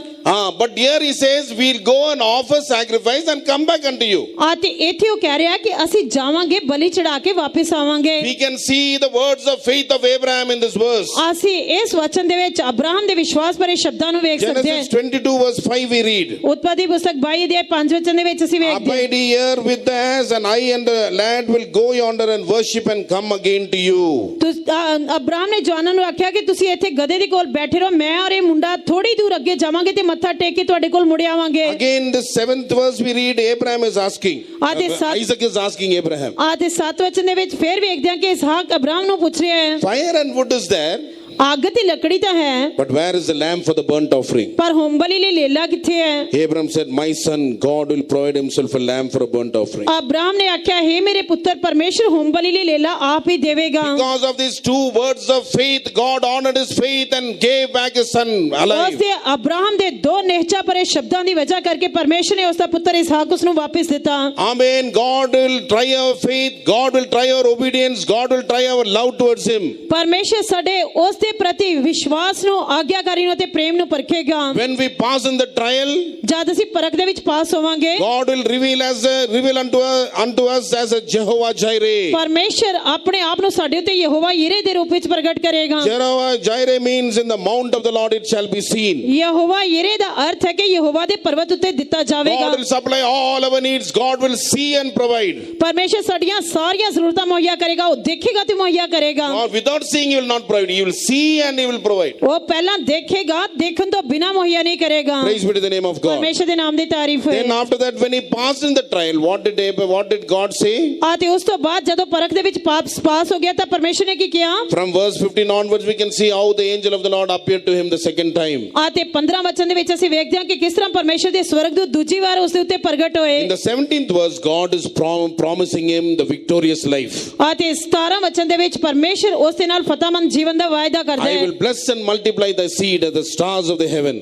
ਅਤੇ ਸੋ ਮੈਂ ਤੈਨੂੰ ਬਰਕਤਾਂ ਤੇ ਬਰਕਤਾਂ ਦਿਆਂਗਾ ਤੇ ਮੈਂ ਤੇਰੀ ਅੰਸ਼ ਨੂੰ ਆਕਾਸ਼ ਦੇ As ਤਾਰਿਆਂ the ਜਿਵੇਂ sand ਵਧਾਵਾਂਗਾ which is upon the seashore. ਅਤੇ ਸਮੁੰਦਰ ਦੇ ਕੰਢੇ ਦੀ ਰੇਤ ਵਾਂਗ ਅੱਤ And ਵਧਾਵਾਂਗਾ thy seed shall possess the gate of his enemies. ਅਤੇ ਤੇਰੀ ਅੰਸ਼ ਆਪਣੇ ਵੈਰੀਆਂ ਦੇ ਫਾਟਕ ਉੱਤੇ ਕਬਜ਼ਾ ਕਰੇਗੀ। God is promising victorious life to us. ਪਰਮੇਸ਼ਰ ਸਾਡੇ ਨਾਲ ਫਤਿਹਮੰਦ ਜੀਵਨ ਦਾ ਵਾਅਦਾ When ਕਰਦਾ we ਹੈ। pass in the trial, ਜਦ ਤੁਸੀਂ ਪਰਖ ਦੇ ਵਿੱਚੋਂ ਪਾਸ God ਹੋਵੋਗੇ, will reveal unto us as Jehovah Jireh. ਪਰਮੇਸ਼ਰ ਸਾਡੇ ਉੱਤੇ ਯਹੋਵਾ ਯਿਰੇ ਦੇ ਰੂਪ ਵਿੱਚ ਆਪਣੇ ਆਪ ਨੂੰ And ਪ੍ਰਗਟ God will ਕਰੇਗਾ। give us the overcoming life. ਪਰਮੇਸ਼ਰ ਸਾਨੂੰ ਫਤਿਹਮੰਦ ਜੀਵਨ ਦੇਵੇਗਾ। At the same time, we can see in the negative part, we can see about Isaac when he became old. ਅਤੇ ਉਸੇ ਸਮੇਂ ਅਸੀਂ ਨਕਾਰਾਤਮਕ ਹਿੱਸੇ ਨੂੰ ਦੇਖਦੇ ਹਾਂ ਜਦ ਇਸਹਾਕ ਬਜ਼ੁਰਗ ਹੋ ਗਿਆ। In when he became very old and his eye he lost his vision.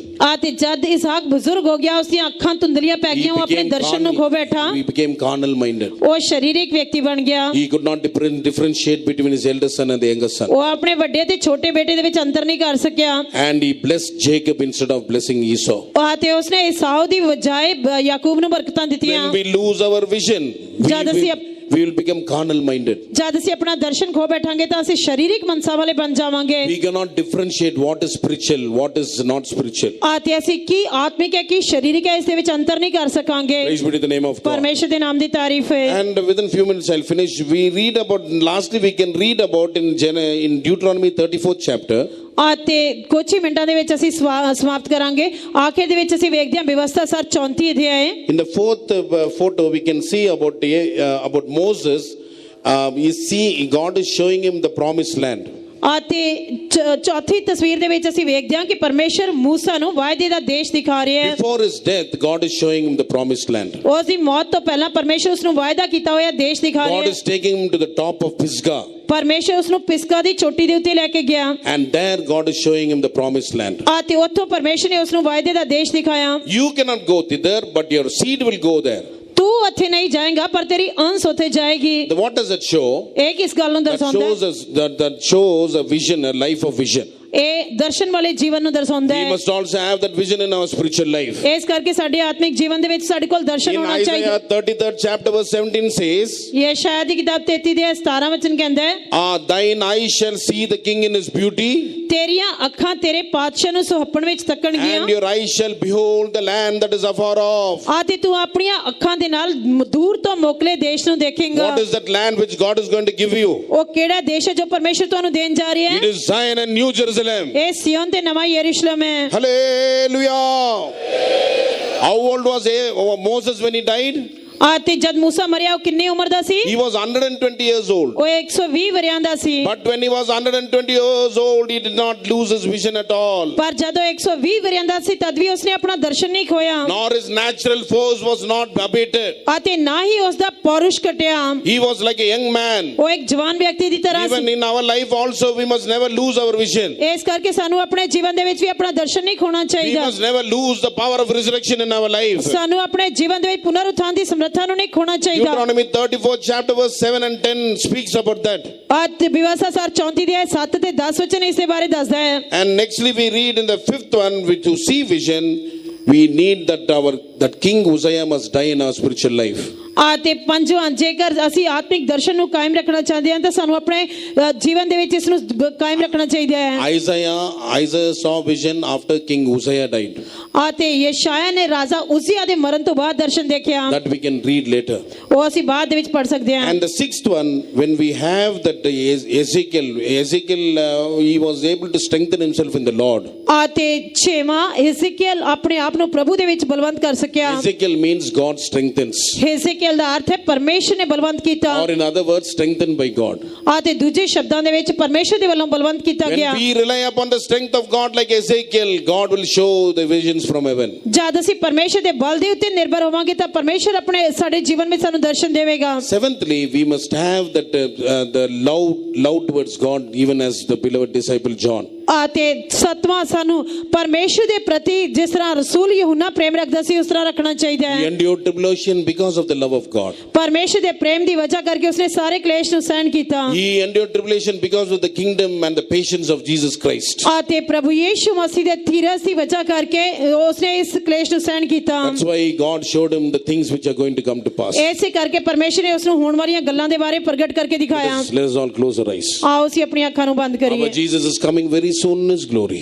ਸਾਡੇ ਪ੍ਰਭੂ ਯੀਸ਼ੂ ਮਸੀਹ ਬਹੁਤ ਜਲਦੀ ਆਪਣੀ ਮਹਿਮਾ ਵਿੱਚ ਆ ਰਹੇ ਹਨ We learned so many things from the life of Abraham. ਅਸੀਂ ਅਬਰਾਹਮ ਦੇ ਜੀਵਨ ਤੋਂ ਬਹੁਤ ਸਾਰੀਆਂ ਗੱਲਾਂ We ਸਿੱਖੀਆਂ must obey the commandments of the Lord and His voice. ਸਾਨੂੰ ਪਰਮੇਸ਼ਰ ਦੀ ਆਵਾਜ਼ ਤੇ ਉਸਦੇ ਹੁਕਮਾਂ ਦੀ ਆਗਿਆਕਾਰੀ ਕਰਨੀ We ਚਾਹੀਦੀ must be faithful in everything in our life. ਸਾਨੂੰ ਆਪਣੇ ਜੀਵਨ ਦੇ ਵਿੱਚ ਹਰੇਕ ਗੱਲ ਵਿੱਚ ਵਫਾਦਾਰ ਹੋਣਾ ਚਾਹੀਦਾ All chosen and faithful only will stand with Jesus that day. ਪਰਮੇਸ਼ਰ ਉਸ ਦਿਨ ਪ੍ਰਭੂ ਯੀਸ਼ੂ ਮਸੀਹ ਦੇ ਨਾਲ ਖੜੇ ਹੋਣ ਦੇ ਲਈ ਕੇਵਲ We ਵਫਾਦਾਰਾਂ ਨੂੰ must lead a life of consecration. ਇਸ ਕਰਕੇ ਸਾਨੂੰ ਮਖਸੂਸੀਅਤ ਵਾਲੇ ਜੀਵਨ ਨੂੰ ਕਾਇਮ ਰੱਖਣਾ ਚਾਹੀਦਾ Amen. We must offer ourselves as a living sacrifice. ਸਾਨੂੰ ਆਪਣੇ ਆਪ ਨੂੰ ਜ਼ਿੰਦਾ ਬਲੀਦਾਨ ਕਰਕੇ ਚੜਾਉਣਾ ਚਾਹੀਦਾ ਹੈ Amen. We must lead a circumcised life. ਅੱਜ ਇਸ ਕਰਕੇ ਸਾਨੂੰ ਇੱਕ ਸੁੰਨਤੀ ਜੀਵਨ ਬਤੀਤ ਕਰਨਾ ਚਾਹੀਦਾ ਹੈ Amen. We must be a circumcised true Jew in our spiritual life. ਇਸ ਕਰਕੇ ਸਾਨੂੰ ਸਾਡੇ ਆਤਮਿਕ ਜੀਵਨ ਦੇ ਵਿੱਚ ਸੱਚੇ ਯਹੂਦੀ ਤੇ ਇਸਰਾਇਲੀ ਹੋਣਾ Then ਚਾਹੀਦਾ only we can see visions in our life and grow forward in our spiritual life. ਤਾਂ ਹੀ ਅਸੀਂ ਆਪਣੇ ਆਤਮਿਕ ਜੀਵਨ ਦੇ ਵਿੱਚ ਦਰਸ਼ਨ ਵੇਖ ਸਕਦੇ ਹਾਂ ਤੇ ਆਪਣੇ ਆਤਮਿਕ ਜੀਵਨ ਦੇ ਵਿੱਚ ਅੱਗੇ ਵਧ ਸਕਦੇ ਹਾਂ Amen. Only when that King Uzziah dies in our life, ਅਤੇ ਜਦ ਉਜ਼ੀਆ ਰਾਜਾ ਸਾਡੇ ਜੀਵਨ ਦੇ ਵਿੱਚ ਮਰ ਜਾਏਗਾ then only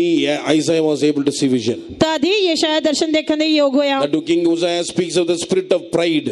ਅਤੇ ਰਾਜਾ ਉਜ਼ੀਆ ਕਮੰਡ ਦੀ ਆਤਮਾ ਨੂੰ ਦਰਸਾਉਂਦਾ ਹੈ Amen. All the spirit of pride must be removed from our life. ਕਮੰਡ ਦੇ ਸਾਰੇ ਆਤਮੇ ਸਾਡੇ ਜੀਵਨ ਦੇ ਵਿੱਚੋਂ ਦੂਰ ਹੋਣੇ ਚਾਹੀਦੇ Then ਹਨ God will show us visions. ਤਦ ਪਰਮੇਸ਼ਰ ਸਾਨੂੰ ਦਰਸ਼ਨ ਦਿਖਾਏਗਾ Ezekiel means strengthened by God. ਹਿਜ਼ਕੀਏਲ ਦਾ ਅਰਥ ਹੈ ਪਰਮੇਸ਼ਰ ਦੇ ਵੱਲੋਂ When we ਬਲਵੰਤ rely ਕੀਤਾ। upon the strength of God, ਜਦ ਅਸੀਂ ਪਰਮੇਸ਼ਰ ਦੇ ਬਲ ਦੇ ਉੱਤੇ ਨਿਰਭਰ ਕਰਾਂਗੇ God will strengthen us. God will show visions. ਪਰਮੇਸ਼ਰ ਸਾਨੂੰ ਬਲਵੰਤ ਕਰੇਗਾ ਸਾਨੂੰ ਦਰਸ਼ਨ ਦਿਖਾਏਗਾ Just like John, when we love the Lord most, ਜਦ ਅਸੀਂ ਯਹੂਨਾ ਦੀ ਤਰ੍ਹਾਂ ਸਭ ਤੋਂ ਵੱਧ ਕੇ ਪ੍ਰਭੂ ਨੂੰ ਪਿਆਰ when ਕਰਾਂਗੇ we endure tribulation for the word of God, of the testimony of Jesus ਜਦ Christ, ਅਸੀਂ ਪਰਮੇਸ਼ਰ ਦੇ ਵਚਨ ਅਤੇ ਪ੍ਰਭੂ ਯੀਸ਼ੂ ਮਸੀਹ ਦੀ ਗਵਾਹੀ ਦੇ ਲਈ ਕਲੇਸ਼ ਸਹਿਣ God will ਕਰਾਂਗੇ show us visions and we will see the things which are going to come to pass. ਪਰਮੇਸ਼ਰ ਸਾਨੂੰ ਦਰਸ਼ਨ ਦਿਖਾਏਗਾ ਤੇ ਅਸੀਂ ਹੋਣ ਵਾਲੀਆਂ ਗੱਲਾਂ ਦੇ ਬਾਰੇ So ਦੇਖਾਂਗੇ I'll surrender ourselves to the word of God. ਆਓ ਅਸੀਂ ਆਪਣੇ ਆਪ ਨੂੰ ਪਰਮੇਸ਼ਰ ਦੇ ਵਚਨ ਦੇ ਲਈ ਸਮਰਪਿਤ ਕਰੀਏ Everybody close your eyes. ਆਓ ਸਾਰੇ ਆਪਣੀ ਅੱਖਾਂ ਨੂੰ ਬੰਦ Amen. ਕਰਾਂ Give place for the Holy Spirit in your life. ਪਵਿੱਤਰ ਆਤਮਾ ਦੇ ਲਈ ਆਪਣੇ ਜੀਵਨ ਵਿੱਚ ਜਗ੍ਹਾ ਦਿਓ Only when you worship the Lord in spirit and in truth, ਜਦ ਅਸੀਂ ਰੂਹ ਅਤੇ ਸੱਚਾਈ ਨਾਲ ਪਰਮੇਸ਼ਰ ਦੀ then Upasana only you can say that you're a true Jew. ਤਦ ਹੀ ਤੁਸੀਂ ਕਹਿ ਸਕਦੇ ਹੋ ਕਿ ਤੁਸੀਂ ਸੱਚੇ ਯਹੂਦੀ ਹੋ Hallelujah. Surrender yourself to the word of God. ਆਪਣੇ ਆਪ ਨੂੰ ਪਰਮੇਸ਼ਰ ਦੇ ਵਚਨ ਦੇ ਲਈ ਸਮਰਪਿਤ ਕਰੋ Oh, may the Lord bless us. ਪਰਮੇਸ਼ਰ ਸਾਨੂੰ ਬਰਕਤ May ਦੇਵੇ the Lord bless us with the word of God. ਪਰਮੇਸ਼ਰ ਸਾਨੂੰ ਇਸ ਵਚਨ ਦੇ ਨਾਲ ਬਰਕਤ ਦੇਵੇ Praise the Lord.